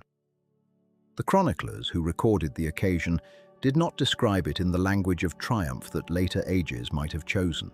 There is no surviving account of trumpets or of crowds pressing against barriers, no description of soldiers holding back a delighted populace, though it is reasonable to suppose that the people of Constantinople gathered near the church in some numbers, since a building of this scale, raised at the heart of the city, could hardly have gone unremarked by those who lived in its shadow. What the sources emphasize instead is the solemnity of the occasion, the procession of clergy, the emperor's own presence at the heart of the ceremony, the careful order of a liturgy meant to consecrate the space as sacred ground before it became, in any ordinary sense, a place of public gathering. The church was dedicated to the Holy Wisdom, to Hagia Sophia, a name it had carried before in its earlier incarnations on the same site. And the dedication was understood by those present not simply as the opening of a building, but as the offering of that building to God, the completion of a vow made in the aftermath of fire and riot 6 years before. The later tradition, recorded by chroniclers writing well after the event, holds that Justinian, upon entering the completed church, exclaimed that he had surpassed Solomon, a reference to the temple in Jerusalem, the most celebrated sacred building of scriptural memory. Whether the emperor spoke those words in precisely that form, whether he spoke them at all, is a matter historians continue to weigh carefully, since the account comes from a source removed from the event by a certain distance in time, and the temptation to shape an emperor's words into something worthy of the occasion he was attending was not one that Byzantine chroniclers always resisted. What can be said with more confidence is that the sentiment, even if invented or embellished, reflected something true about how the building was received in its own time, as an achievement that measured itself not against other churches of its own age, but against the greatest sacred structures remembered from the deep past, and that in that measuring, contemporaries believed the new church had prevailed. What greeted those who entered the church that December, and in the months and years that followed, was an interior unlike anything that existed elsewhere in the Christian world. And the accounts that survive, though they come to us through translation and through the particular conventions of Byzantine rhetoric, still convey something of the wonder that the space provoked. The nave opened before the visitor as an unbroken volume of space, wider and taller than the naves of other basilicas, its floor paved in marble cut and polished until it held a soft reflection of the light above. The walls did not present bare stone or brick, but were faced in marble revetment brought from across the empire. Panels of stone in shades of green, of purple, of white, veined with grey, cut so that the natural patterning of the marble, when the panels were placed side by side, created a kind of mirrored symmetry, as though the stone itself had been persuaded into ornament without the need for carving. Above the marble, where the walls gave way to vault and dome, mosaic covered the surfaces in gold. The tesserae set at slight angles to one another so that the gold would catch the light differently depending on where a person stood, giving the impression that the upper reaches of the church were not simply gilded, but alive with shifting brightness. And above all of it hung the dome. The accounts that survive from visitors in the years after the consecration return again and again to the same impression, phrased in different ways, but circling the same idea, that the dome did not seem to rest upon the building beneath it so much as float above it, suspended by some means other than ordinary construction. Procopius, writing not many years after the church was completed, described the dome as seeming to hang from heaven by a golden chain rather than resting on solid masonry. And though this was the language of a court historian writing to please an emperor, the description was not simply invented flattery. It reflected something that the architecture itself had been built to produce. The ring of windows set into the base of the dome, the same windows whose placement had been so carefully calculated by Anthemius and Isidore, admitted a band of light around the entire circumference of the dome's lower edge, and that light, striking the underside of the curve while leaving the base in comparative shadow, worked to visually separate the dome from its supports. A person standing in the nave and looking upward did not see in the first instant how the dome was held aloft. The piers and the arches and the pendentives that carried its weight down into the earth were present, but the eye did not follow them easily up into the dome itself, and the dome seemed instead to hover, vast and golden, above a floor of light. This effect, deliberate or not in its full extent, became the single most remarked feature of the church in the accounts that survive from the early Byzantine period. Visitors from beyond the empire's borders, who saw the church in the centuries that followed its completion, continued to describe it in similar terms, as a building whose upper reaches seemed to defy the ordinary expectation that heavy things must be visibly supported.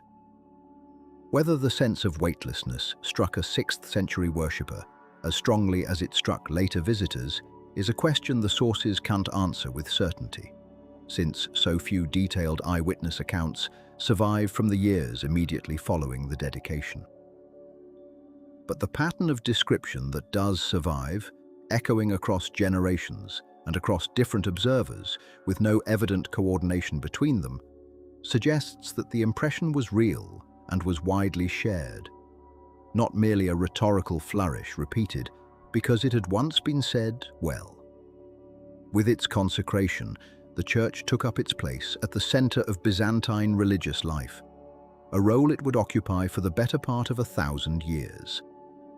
It became the site of imperial coronations, the space in which patriarchs were installed, the church in which the great feasts of the Christian calendar were celebrated with a splendor that reflected both the wealth of the empire and the theological weight that Constantinople, as the new Rome, claimed for itself. The emperor's own presence within the building was not incidental to its function. Justinian had built the church not simply as an act of piety, but as a statement of what his reign had restored after the devastation of the Nika riots. And the church's ongoing use as the setting for imperial ceremony kept that connection between throne and altar visibly alive for the emperors who followed him. To be crowned in Hagia Sophia, to process through its nave beneath its golden dome, was to step into a space that had been built, from its very foundations, to carry the weight of that kind of authority. None of this grandeur, however, altered the physical realities that the building's structure had been built to withstand, and those realities had not yet been fully tested. The dome that hung above the worshippers in the winter of 537 had stood for only a matter of months, its mortar still curing, its stresses still settling into the patterns that would define its long life or its failure. The city around it had seen earthquakes before, tremors that had shaken older buildings and toppled towers less ambitious than this one, and the ground beneath Constantinople had not stopped moving, simply because a great dome now rose above it. The engineers who had solved so many problems of geometry and load in the design of the church could not have known, in that first winter, whether their solutions would hold against forces that no calculation of the age could fully anticipate. The dedication had been offered, the church had been consecrated, and the dome, for the first time, stood complete and open to the sky it seemed to imitate. But the true test of what had been built, the test that would determine whether the dome's apparent defiance of gravity was a lasting achievement or a temporary one, still lay ahead, in years the builders themselves would not live to see. The city of Constantinople had always lived with the ground's uncertainty. It stood upon a peninsula where the earth, from time to time, chose to remind its inhabitants that no wall or column was ever entirely safe from the slow violence beneath the surface. In the years that followed the dedication of the great church, this uncertainty did not vanish. It waited as it always had, and it returned in the ordinary way such things return, without warning, without mercy for the calculations of architects, and without concern for how new or how celebrated a structure might be. The dome that had risen so improbably over the city, that had drawn travelers and dignitaries to stand beneath it in wonder, had been built in a place that history had never promised would remain still. The tremors began, according to the chronicles that survive, some years after the church was completed, and they were not unusual in kind, only in what they eventually revealed. Constantinople had known earthquakes before, and would know them again. The region sat astride fault lines whose nature was not understood by the engineers of that age, who had no science of seismology to explain why the ground moved as it did, only the accumulated memory of past damage and the instinct, born of long experience, to fear the season when the earth grew restless. Accounts describe minor shocks in the years following the dedication, small enough that they left the great dome undisturbed, though they may have loosened mortar in ways too subtle for anyone at the time to notice or record. A structure of such unprecedented scale, resting on piers and arches assembled from brick and mortar rather than the solid stone of older traditions, could carry hidden strain for years before that strain made itself known. The builders had achieved something remarkable in raising the dome at all, but the manner of its raising, the shallow curve, the thin shell of brick, the ambitious thrust carried outward to piers whose exact tolerances no one had tested against the movement of the earth, meant that time itself was still, in some sense, part of the experiment. The moment came, by the reckoning of the sources, in the 20th year after the dome's completion, when a series of earthquakes shook the city with greater force than the tremors that had preceded them. The chronicles that describe the event do not agree in every detail, as is often the case with records compiled from official histories, ecclesiastical accounts, and the memories of witnesses writing after the fact. But the broad outline is consistent enough to trust.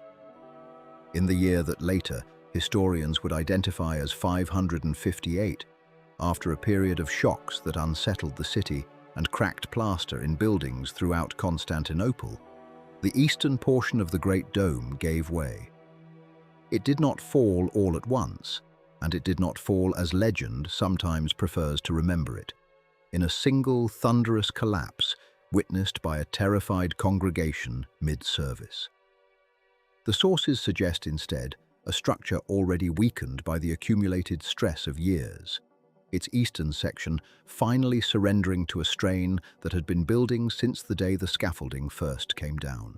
Portions of the dome near the eastern main apse collapsed, along with related sections of the supporting structure beneath it, the eastern semi-dome and some of the vaulting that carried the load towards that side of the building. It was not the whole dome, and it was not the whole church, but it was enough. Enough to silence, at least for a time, the presumption that the ambition of the original design had been fully vindicated by its completion.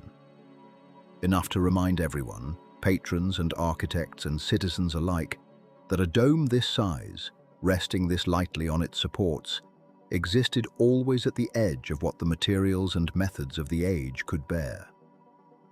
What followed was not panic, or not panic alone, but an accounting.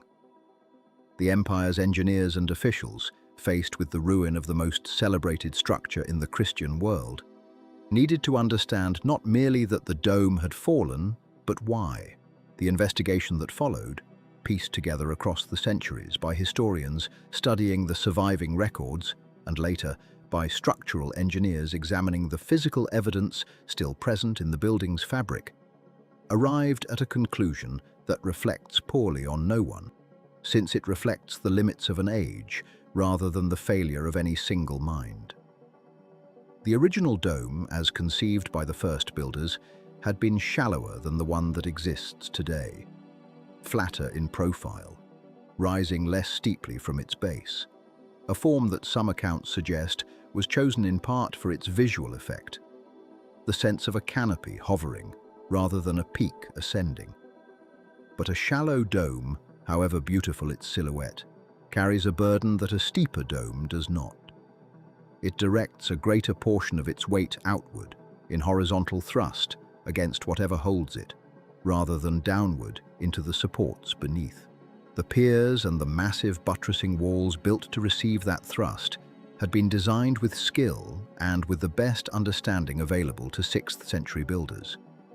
But the margins were thin, thinner than anyone likely realized at the time, and the additional strain of repeated earthquakes over 2 decades appears to have found the design's weakest point and worked upon it until it gave way. There is a quiet humility in this explanation, and the historians who have studied it tend to describe it not as an indictment of the original architects, but as an early and costly lesson in a discipline that did not yet possess the mathematics to predict such failures before they happened.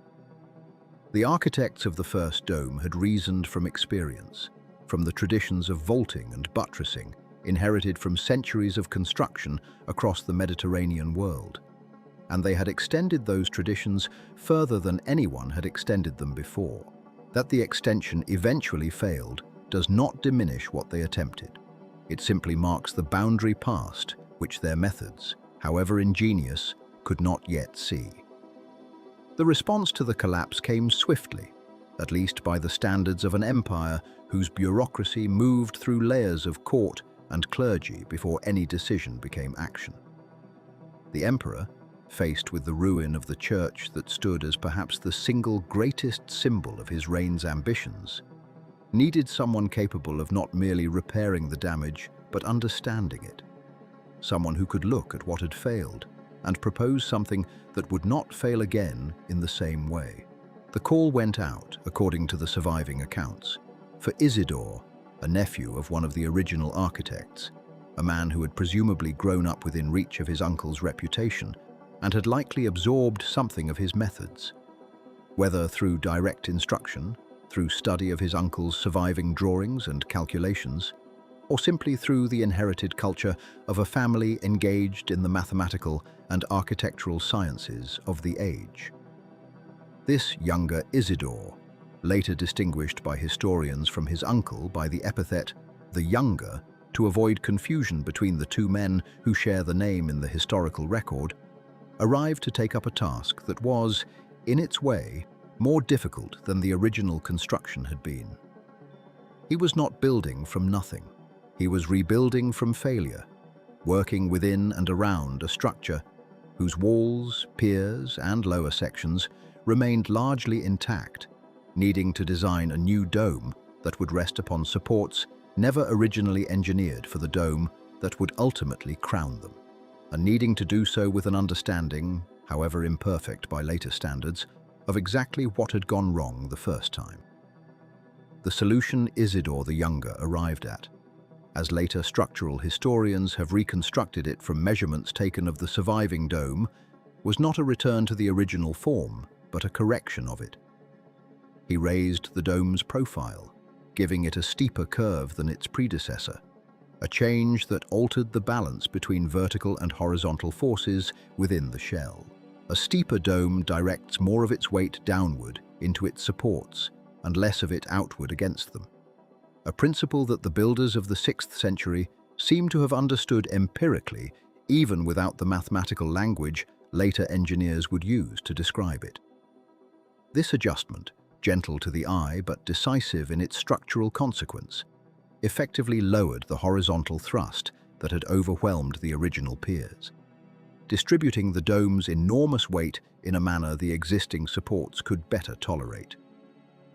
It was, in the truest sense, an act of structural humility, an acknowledgement, embedded not in words but in stone and mortar, that the first attempt had reached beyond what its foundations could sustain, and that greatness, in building as in most things, depended not merely on ambition, but on the willingness to learn from a fall. The new dome that began to rise above the damaged church in the years following 558 carried within its higher curve the memory of the one that had come before it, changed by failure into something both more modest in its geometry and, in the judgment of the many centuries that would follow, considerably more enduring. Isidore the Younger worked, as his uncle and the elder Anthemius once had, at the edge of what his age understood about the silent, patient mathematics of weight and thrust. But he worked now with the hard evidence of collapse before him, a teacher no drawing or diagram could have provided, and the dome he raised would carry forward the ambitions of the first builders, while quietly correcting the miscalculation that had brought their triumph, however briefly, back down to earth.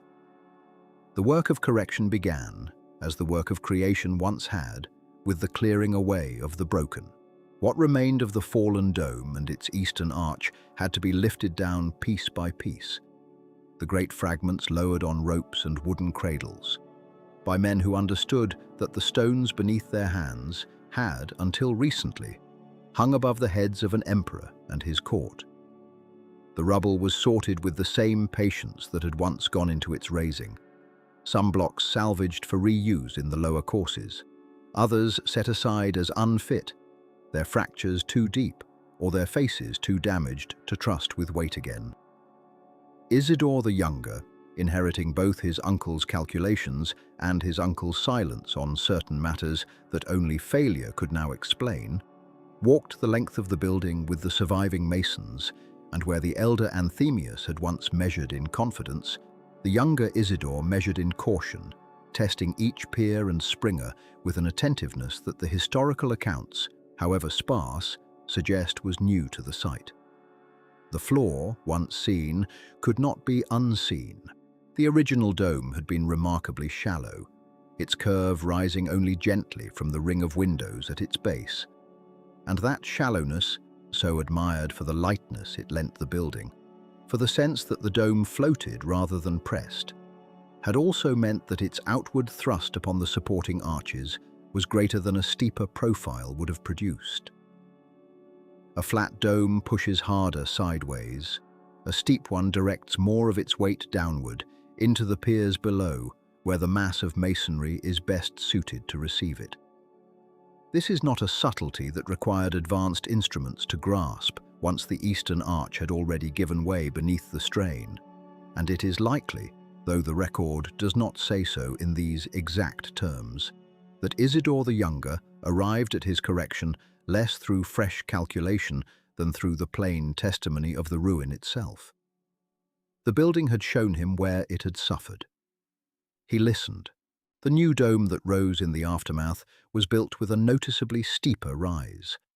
Not dramatically so, not a change that would strike a casual eye from the street below, but enough, over the great span involved, to alter the geometry of forces moving through the structure in a meaningful way.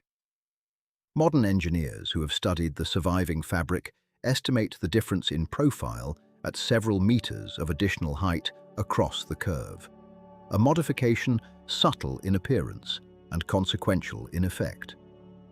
The steeper shell directed a greater portion of its own weight downward along the ribs and less outward against the connecting arches, easing the burden on precisely the joints that had failed before.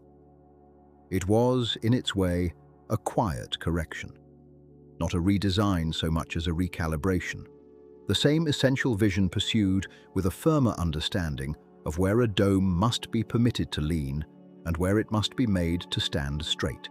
Alongside the new dome came a broader campaign of reinforcement, concentrated most heavily at the eastern arch and the masonry around it, the precise site of the earlier failure. The piers on that side were thickened, given additional courses of brick and stone, bonded with the same lime mortar that had proven reliable elsewhere in the building, though applied now with what the surviving fabric suggests was greater attention to consistency and cure. Buttressing was added at points where the original design had left the walls to manage the thrust alone, additional mass set against the building's flanks like a hand placed against a leaning shoulder. Some of this reinforcement is visible even now to those who examine the church closely. The seams between original and repaired stonework still faintly legible after 14 centuries. A kind of scar tissue in stone that historians and structural engineers alike have used to reconstruct, layer by layer, exactly what was done and in what order.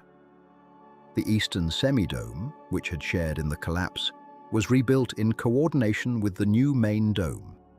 The two curves brought into a single continuous relationship, so that the forces of one would not work against the stability of the other.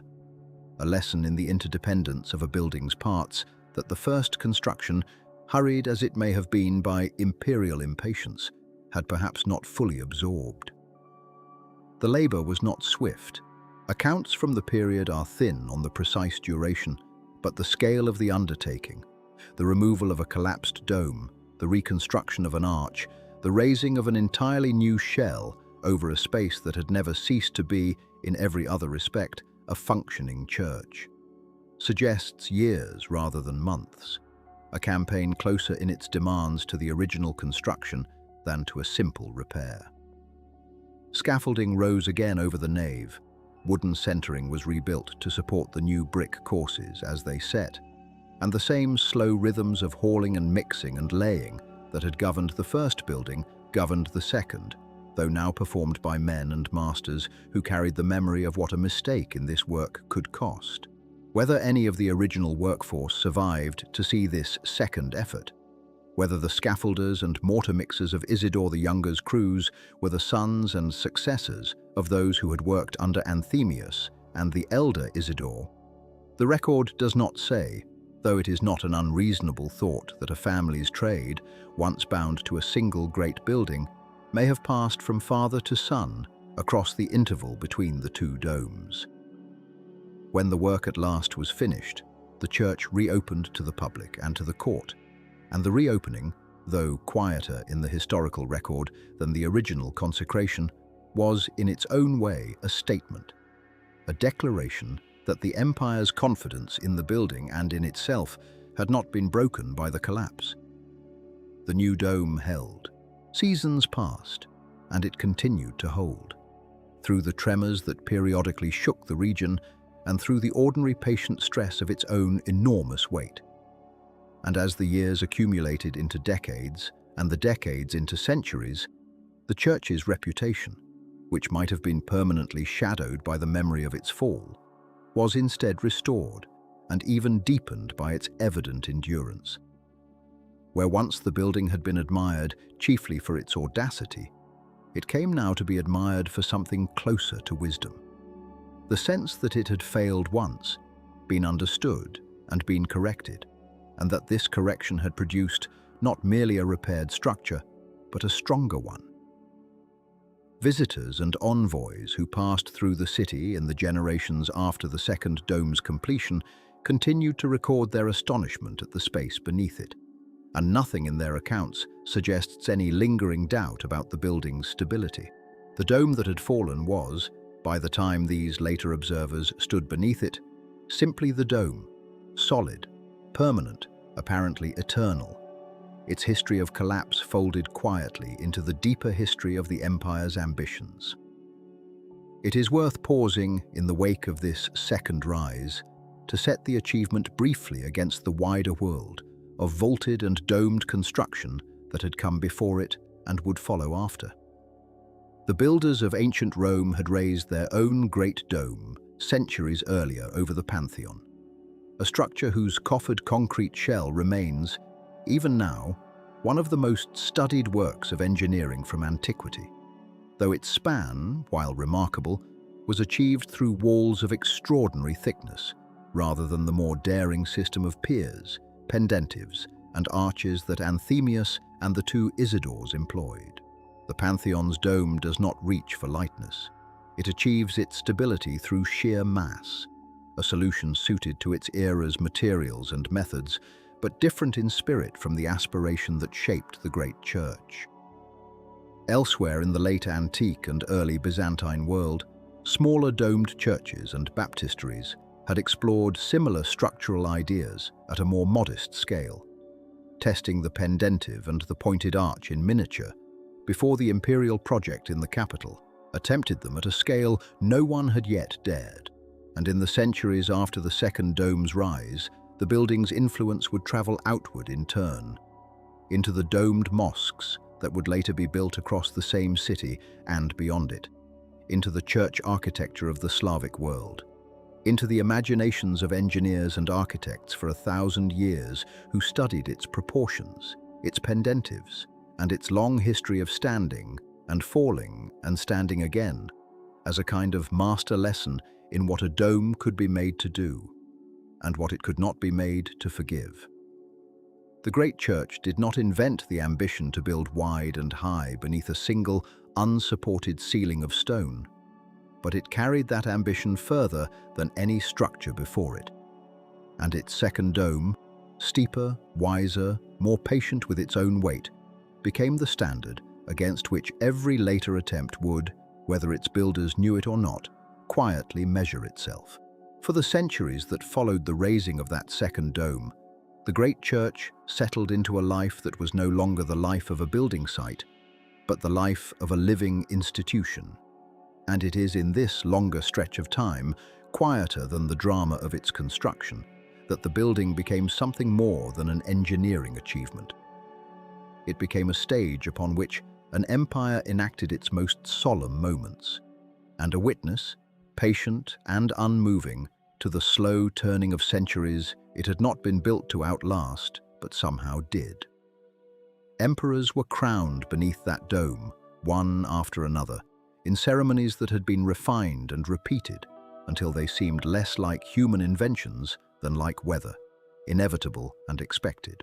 The new ruler would be led through the nave beneath the golden light, filtering down from the ring of windows at the dome's base, past officials in silk and clergy in vestments heavy with embroidery, to receive the acclamation of the assembled court and the blessing of the patriarch. And in these moments, the building did precisely what it had been built to do. It made the human figure at its center seem small and yet exalted, dwarfed by the space above him, and yet chosen, uniquely, to stand within it.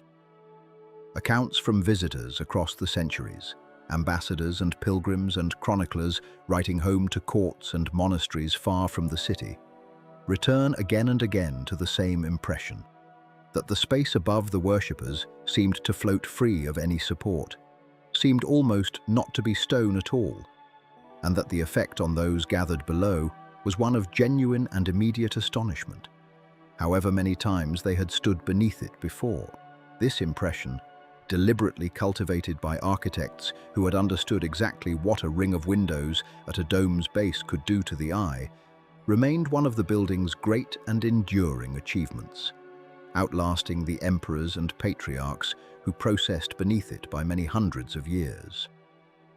The patriarchs, too, had their own long relationship with the building, for the great church was the seat of the Patriarch of Constantinople, the senior bishop of the Byzantine world, and within its walls were enacted not only the coronations of emperors, but the great liturgical dramas of the Christian calendar, the long vigils of Easter, the processions of relics, the councils and disputes that shaped the theology of an empire. The building absorbed all of this, century after century, its marble floors worn smooth by the passage of countless feet, its walls darkened in places by the smoke of countless candles and censers, its mosaics slowly added to and refined as emperors and patriarchs sought to leave their own mark upon the interior their predecessors had shaped. Some of the finest of these mosaics, images of Christ enthroned, of emperors kneeling in submission before him, of empresses and patriarchs rendered in gold and colored glass with a delicacy that has rarely been equaled, were added not in the age of Justinian, but in the centuries that followed, as later rulers sought to add their own layer to a building that had already, by their time, come to feel less like a structure raised by human hands than like something that had simply always existed, unchanging, at the center of the city's life. But the ground beneath Constantinople had not finished its old argument with the dome above it, and the building's life across these centuries was punctuated, again and again, by the tremors that had troubled it since before its second dome had even been completed. Further earthquakes struck the city in the centuries that followed. Some minor felt as no more than a shudder that rattled lamps and startled worshippers. Others severe enough to open new cracks in walls that had already been patched and reinforced many times before. Each time, the Byzantine engineers who inherited the building's care responded in the manner their predecessors had established, adding buttressing where the walls seemed to be leaning outward, reinforcing the piers with additional masonry, and in some cases replacing sections of the dome itself where stress had proven, once again, too great for the material to bear without support. The great buttresses that today lean against the building's western and eastern faces, heavy and unadorned, belong not to the original design, but to these later centuries of repair, added not for beauty, but for necessity, as engineers who had studied the building's long history of settling and cracking sought to give its outward-leaning walls something solid to lean against in turn. The building that stands today, in other words, is not simply the church that Justinian's architects raised, nor even simply the church rebuilt after the first dome's fall, but a structure that has been continuously argued with by the ground beneath it and continuously answered by the builders above it for more than 1,000 years, each earthquake leaving its mark somewhere in the fabric of the walls, even where the mark is not visible to the ordinary eye.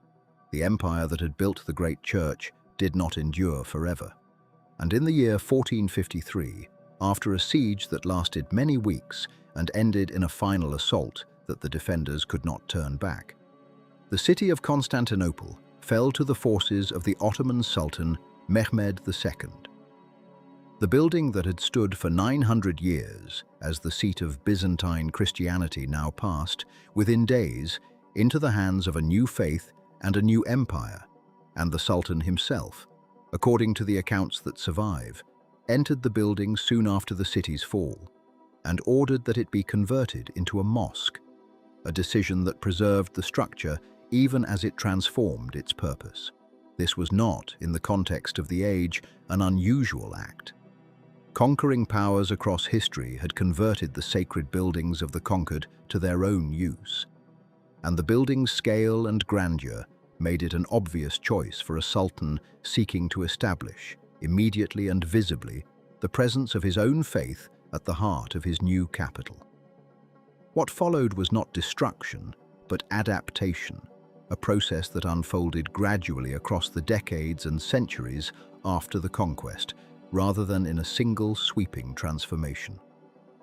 A mihrab was installed to indicate the direction of prayer toward Mecca, set at an angle to the building's original axis, since the church had been oriented toward the east, and the Qibla lay elsewhere. And this slight misalignment between the building's ancient structure and its new liturgical furniture remains visible today to anyone who looks closely at the geometry of the floor.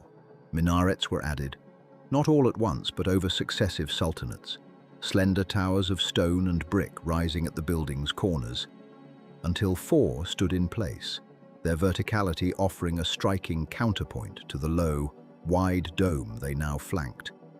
A combination that gave the building the silhouette by which it would be known for the next several centuries, and by which, in large part, it is still recognized today. The great mosaics of Christ and the emperors and the saints, which had adorned the walls and the dome for centuries, and which showed the human figure in a manner forbidden within the aniconic tradition of Islamic worship, were not systematically destroyed, as later legends sometimes suggested, but were gradually covered, plastered over or painted across with geometric patterns and the calligraphic roundels bearing the names of God, the Prophet, and the early caliphs that would come to adorn the interior in the centuries that followed. In some cases, the covering was thorough. In others, particularly in the upper reaches of the dome and the more remote corners of the building, the mosaics survived beneath their plaster largely intact, preserved rather than destroyed by the very act that had been intended to remove them from view. A fact that would only become clear many centuries later when restorers began, carefully and slowly, to remove that plaster and reveal what had been hidden beneath it all along. What resulted, across the long centuries of Ottoman use that followed the conquest, was a building that had become, without any single moment of design or decision, a layered record of 2 faiths rather than a monument to one. Beneath the plaster and the calligraphy, the old mosaics remained, dimmed but not erased, and above the old Byzantine floor plan, the new mihrab and minbar and minarets stood, each addition made not in defiance of the building's original character, but in a kind of accommodation with it, adapting rather than erasing the structure that Justinian's architects had raised. The building continued, under its new faith, to serve the same essential purpose it had always served: a vast covered space beneath a floating dome, in which a community could gather to pray, to mark the great occasions of its calendar, and to feel, standing beneath that high golden light, something of the smallness and the exaltation that the space had been designed, from its very first conception, to produce. The names had changed. The language of the prayers had changed. The images on the walls had been covered rather than removed. But the fundamental experience of standing beneath that dome, dwarfed by its scale and drawn upward by its light, remained something that both faiths, in their different centuries, had found worth preserving. By the middle of the 19th century, the great church that had become a great mosque had also become a great problem, in the practical sense that any structure of such age and complexity eventually becomes. Centuries of settling, of minor earthquakes, of humidity working its slow damage into plaster and paint, had left the building in a condition that even its most devoted caretakers could no longer address through the ordinary rhythms of maintenance.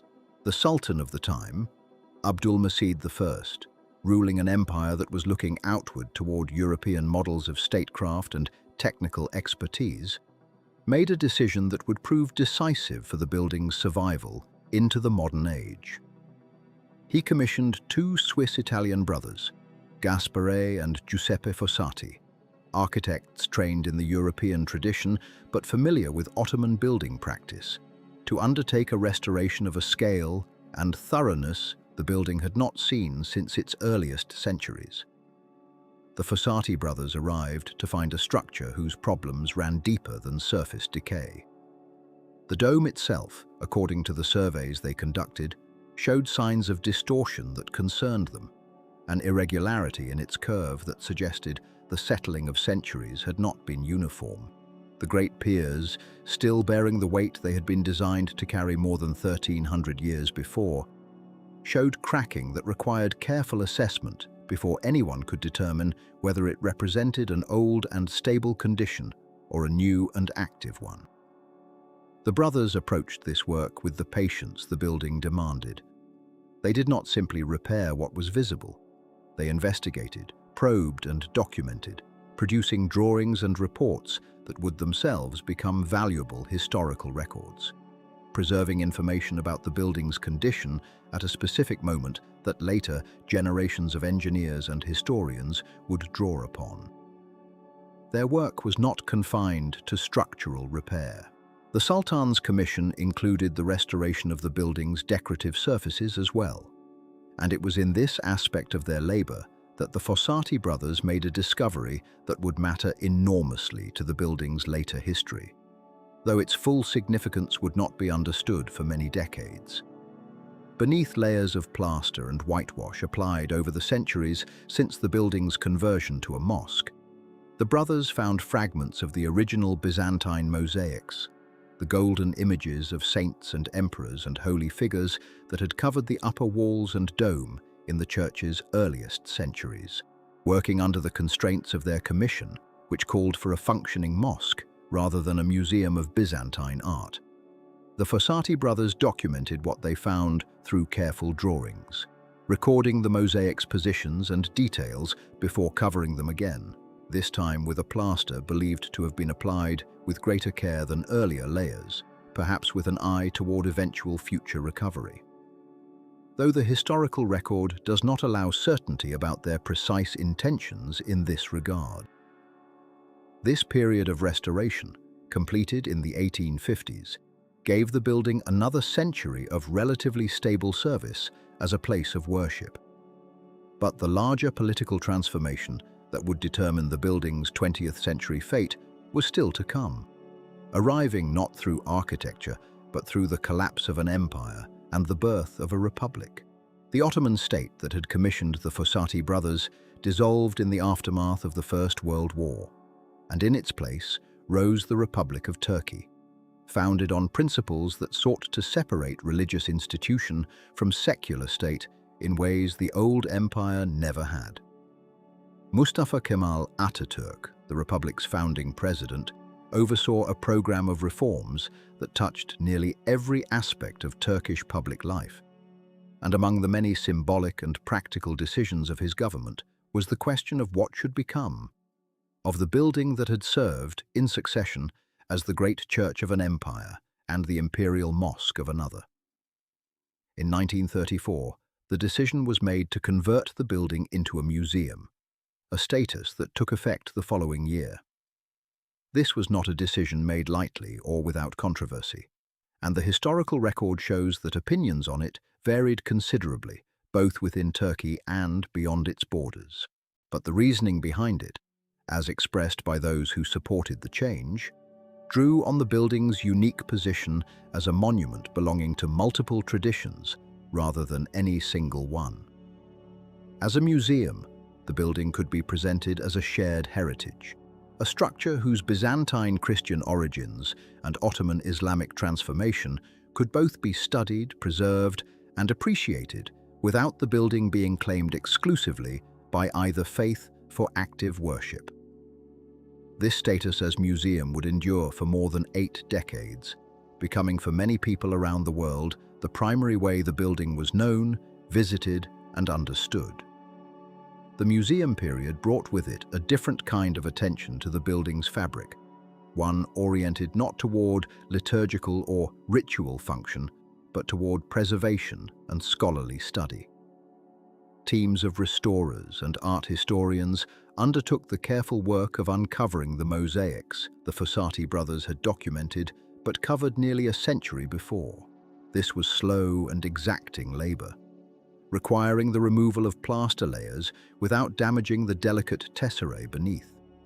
The small pieces of glass and stone, some backed with gold leaf, that Byzantine craftsmen had set into the walls more than 1,000 years earlier.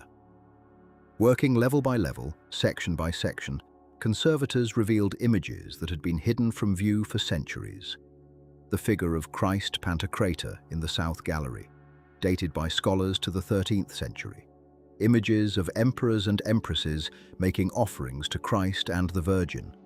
The great Desis mosaic, showing Christ flanked by the Virgin Mary and John the Baptist. Its expressive faces considered by many art historians among the finest surviving examples of Byzantine mosaic art. Each uncovering was documented, photographed, and studied, adding immeasurably to scholarly understanding of Byzantine artistic technique and iconography, and giving visitors from around the world the opportunity to see images that the building's own history had, for centuries, kept hidden. Alongside this work of decorative recovery, the 20th century also brought a more rigorous scientific understanding of the building's structural condition than had ever existed before.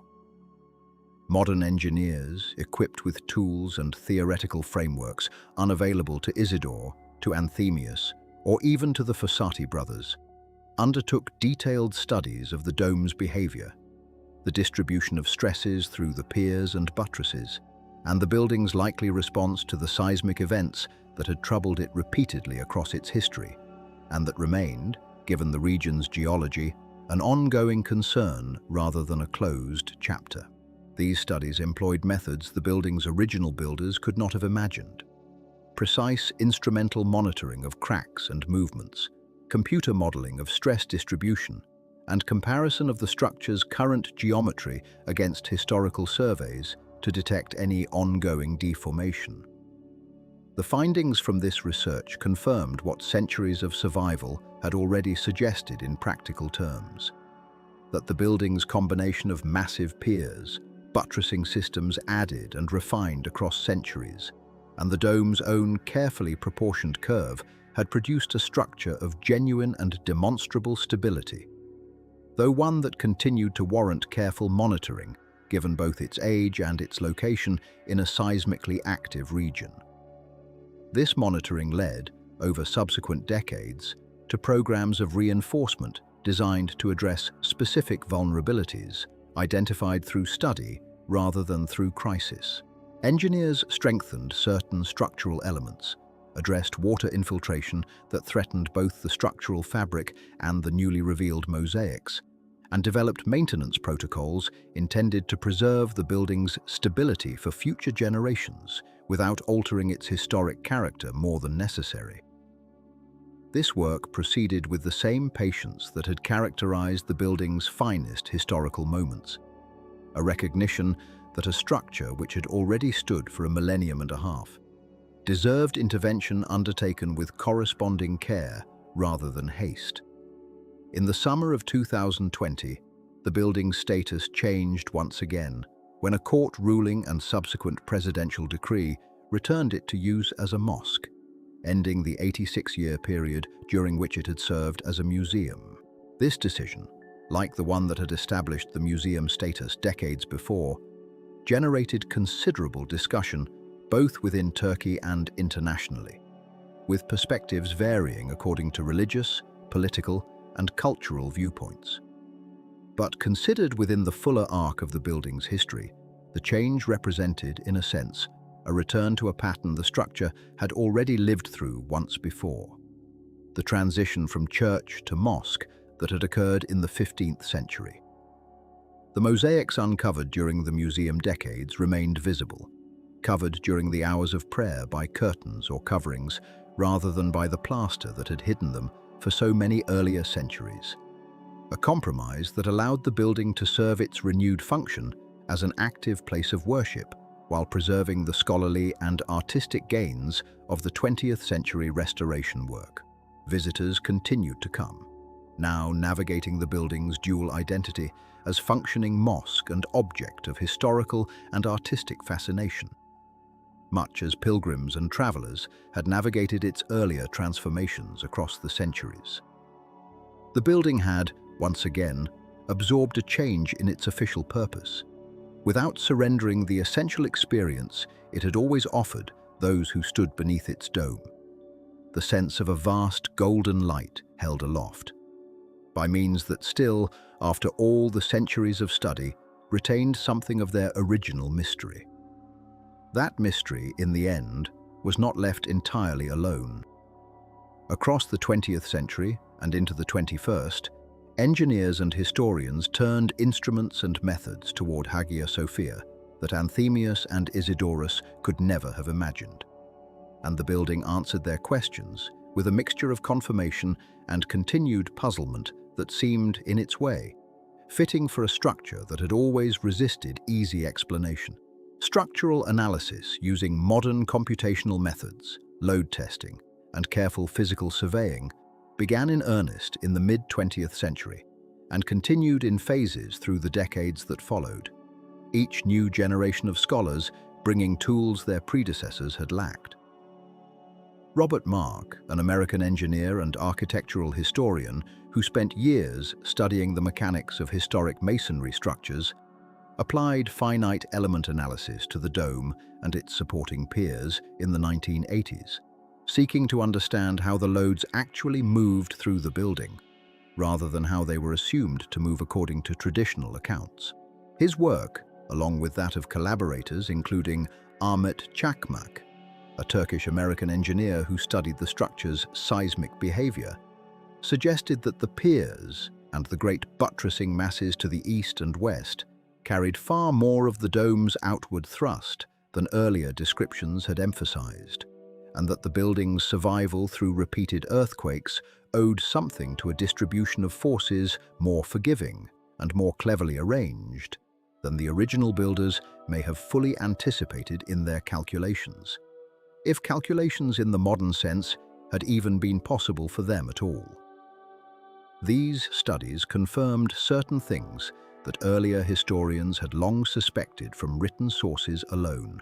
The dome's 40 ribs, radiating from the crown to the base like the staves of some vast inverted basket, were shown to function precisely as such analyses predicted they should, channeling the compressive forces downward along discrete paths rather than allowing them to spread unevenly across the shell, and the 40 windows set between those ribs, far from being simply an aesthetic flourish, admitting light, were confirmed to serve a genuine structural purpose by lightening the base of the dome at precisely the point where a solid ring of masonry would have added unhelpful weight without adding proportional strength. Modern surveys using laser scanning and photogrammetry, conducted in the early 21st century, produced measurements of the dome's true shape more precise than any that had existed previously, revealing that the dome was not, and likely never had been, a perfect circle, but rather a slightly irregular oval, its diameter varying by roughly 1.5 meters depending on the direction measured. A fact that some scholars believe reflects the settling and distortion the structure absorbed over its long history, while others argue it may reflect irregularities present even in Isidorus the Younger's 6th century reconstruction, when speed and available materials may have taken precedence over the more theoretically perfect geometry the original builders had first attempted. This question, of how precisely the original dome and its successor were built, has remained a live one among historians, and the debate has not resolved itself neatly, even with all the modern instruments brought to bear. The original height of Anthemius and Isidorus's first dome, before its collapse, is known only through the descriptions of contemporary writers such as Procopius, whose account, while valuable, was not written as an engineering record and leaves room for varying interpretation. Some scholars, working from Procopius's figures and comparing them against the surviving lower structure, have argued that the first dome sat somewhat lower and flatter than the version Isidorus the Younger raised in its place, meaning the collapse in the 6th century did not simply repair a failure, but genuinely altered the building's proportions, giving later visitors a taller, steeper dome than the one Justinian first dedicated. Other scholars remain more cautious, noting that the written sources are too imprecise to support firm conclusions about a difference in height measured in specific units, and that what survives of the transition between the two domes in the physical fabric of the building does not offer unambiguous confirmation either way. The debate persists in academic journals without a final verdict, and most careful historians now present it, as this account does, as an open question rather than a settled fact. Similarly uncertain, despite centuries of scholarly attention, is the precise number of workers who labored on the building during Justinian's original construction. Procopius's writings offer figures for the total number of laborers involved, but ancient authors were not always precise or consistent in how they counted such things. And later, historians examining the same passages have arrived at different working totals, depending on how various categories of workers, whether master masons, laborers, or specialized artisans, are understood to have been counted or excluded from the original figures.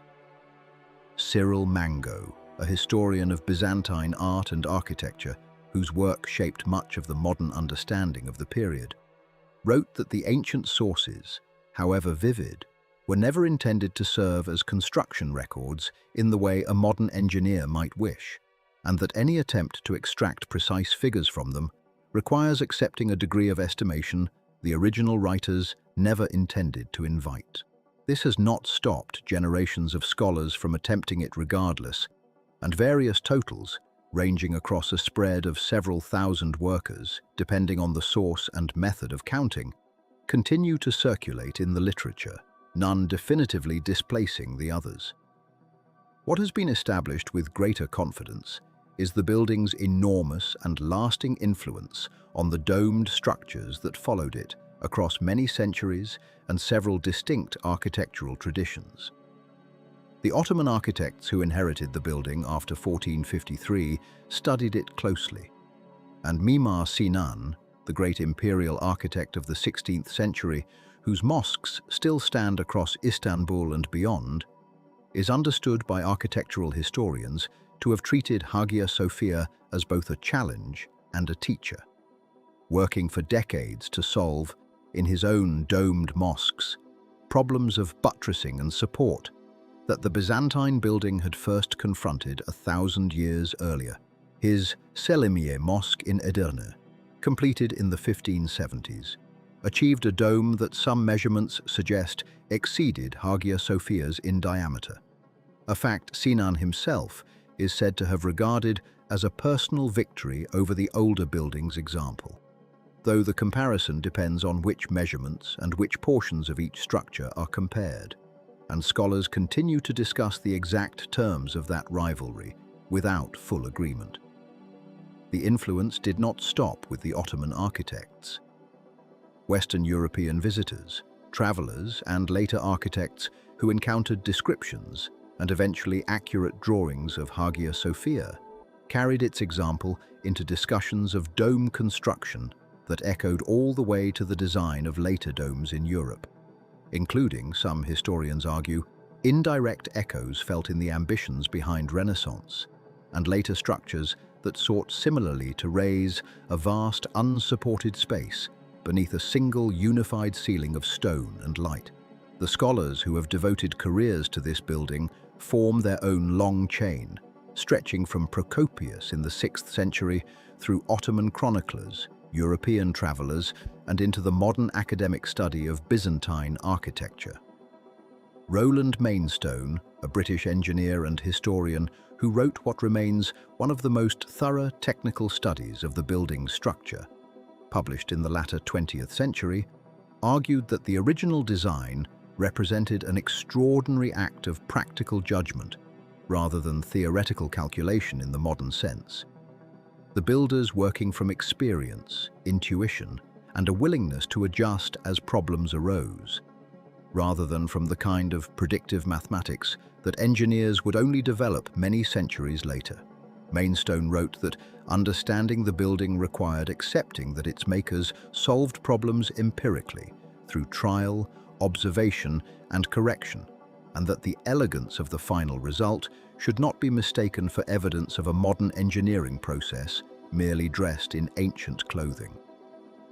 This view has been broadly accepted by later scholars, even as they continue to debate the specifics of how, precisely, that empirical process unfolded on the ground during the years of construction.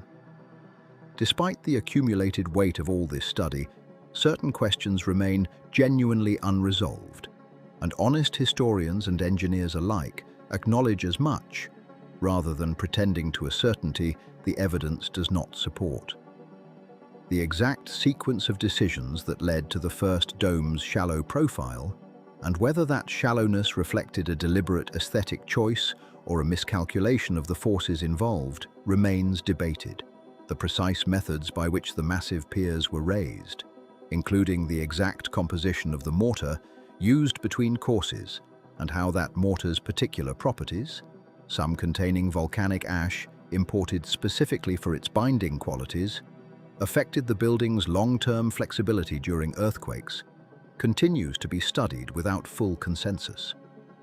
And the total human cost of the project, in wages paid, in injuries suffered, in lives lost during 6 years of continuous labor, exists only in fragments and estimates.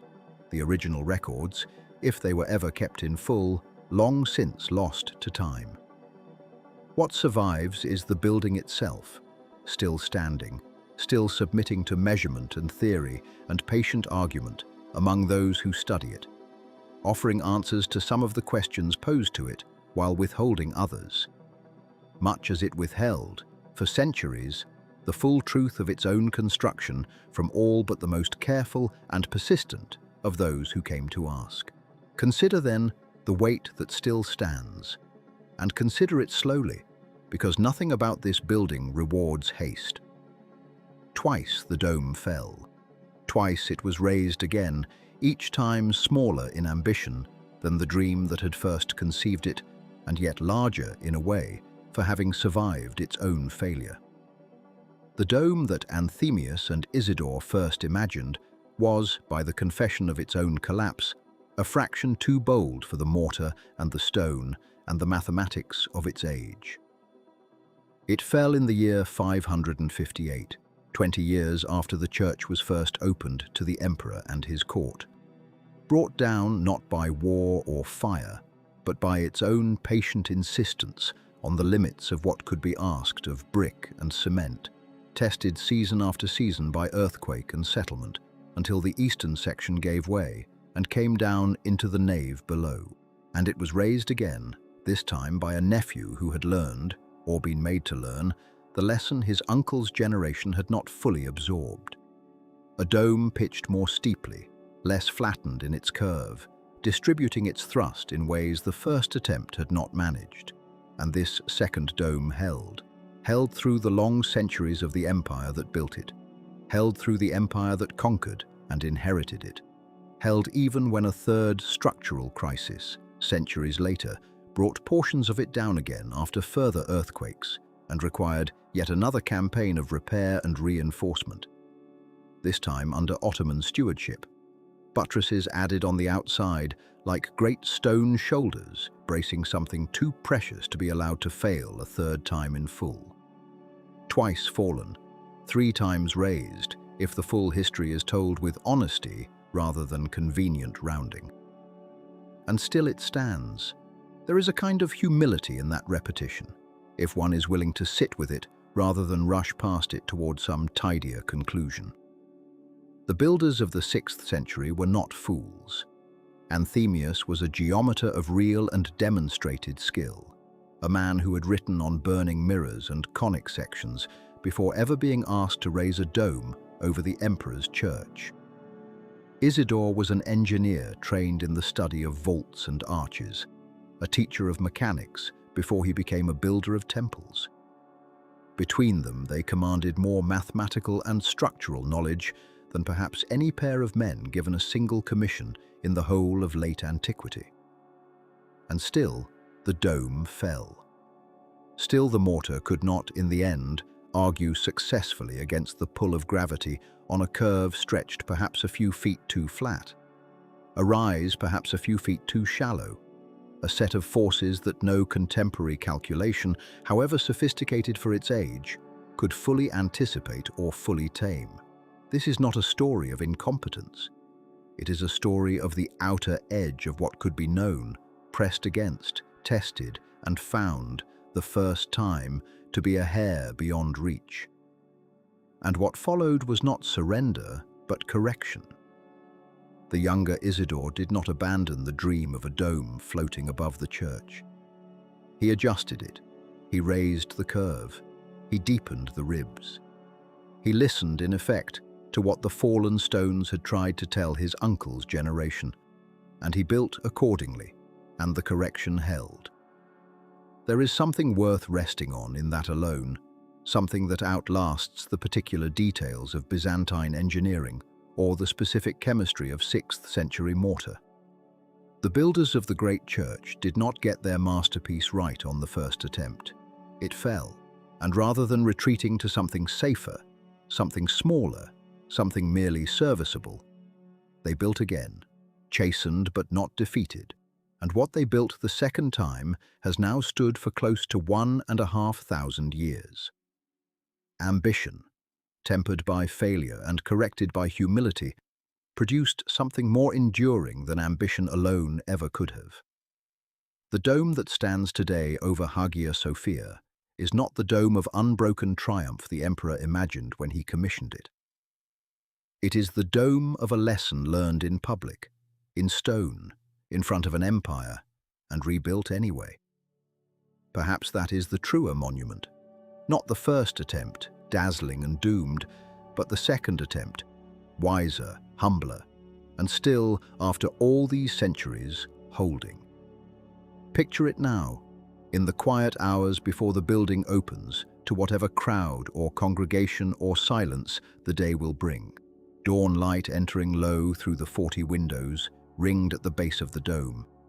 The same 40 windows Procopius described as seeming to hang the great vault upon a chain of light rather than upon any visible support, so that from within the whole dome appears less built than suspended, floating above the heads of everyone who has ever stood beneath it, whether they came as emperor or pilgrim, conqueror or tourist, believer or simply curious traveler, drawn by the promise of something extraordinary.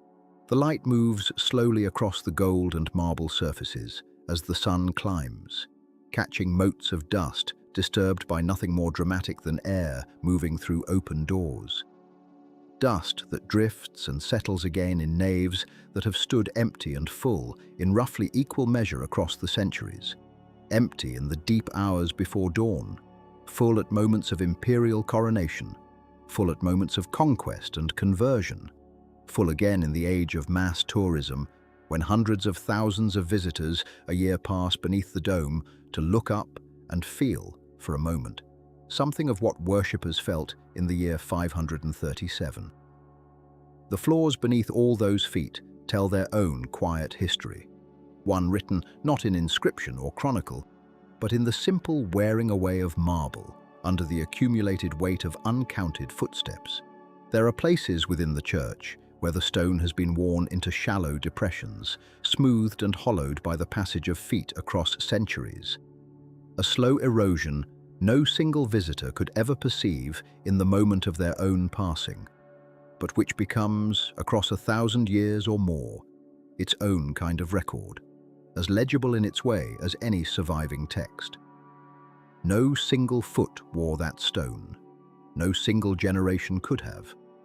It took all of them together, layered across time, each visit a fraction too small to measure, until the sum of all those fractions became visible to anyone willing to look down rather than up, to notice the floor as well as the dome.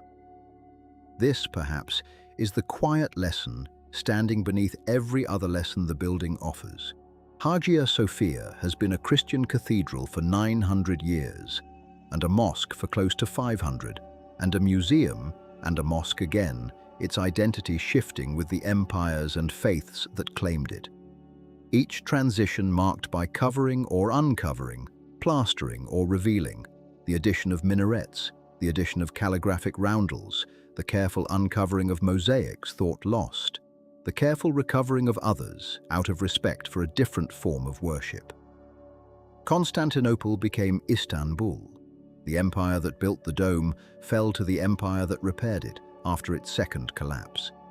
Emperors gave way to sultans, sultans gave way to a republic, and through all of it the dome remained, indifferent in its stone patience, to the flags raised and lowered around it. The prayers offered beneath it in languages its original builders never spoke. The calls to worship sounding from minarets its original architects never imagined. The building has outlived every hand that shaped it, every faith that claimed it, every empire that called it its own. Anthemius is gone. Isidore is gone. Both of them, uncle and nephew alike, their names surviving only because a court historian thought it worth recording who had designed the emperor's church. Justinian is gone, his empire dissolved into memory and ruin, centuries before the dome's own foundations were even fully laid to rest in their final settled state. And still the dome holds its light in through 40 high windows. Still the marble receives the pressure of new footsteps. Still the great weight originally raised to declare an empire's glory continues its long, patient argument with gravity. An argument it has now been winning, with only the two great interruptions history has recorded for close to 1,500 years. There is a kind of comfort available in that, if one is willing to receive it, not the false comfort of permanence, because nothing here is permanent in any absolute sense.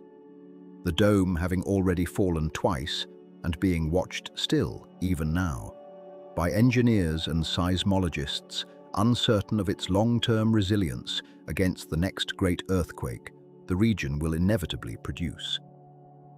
But a comfort nonetheless in the sheer scale of endurance already achieved, in the demonstration that ambition, when corrected by humility and sustained by unglamorous maintenance across centuries, can outlast the very civilizations that gave it birth.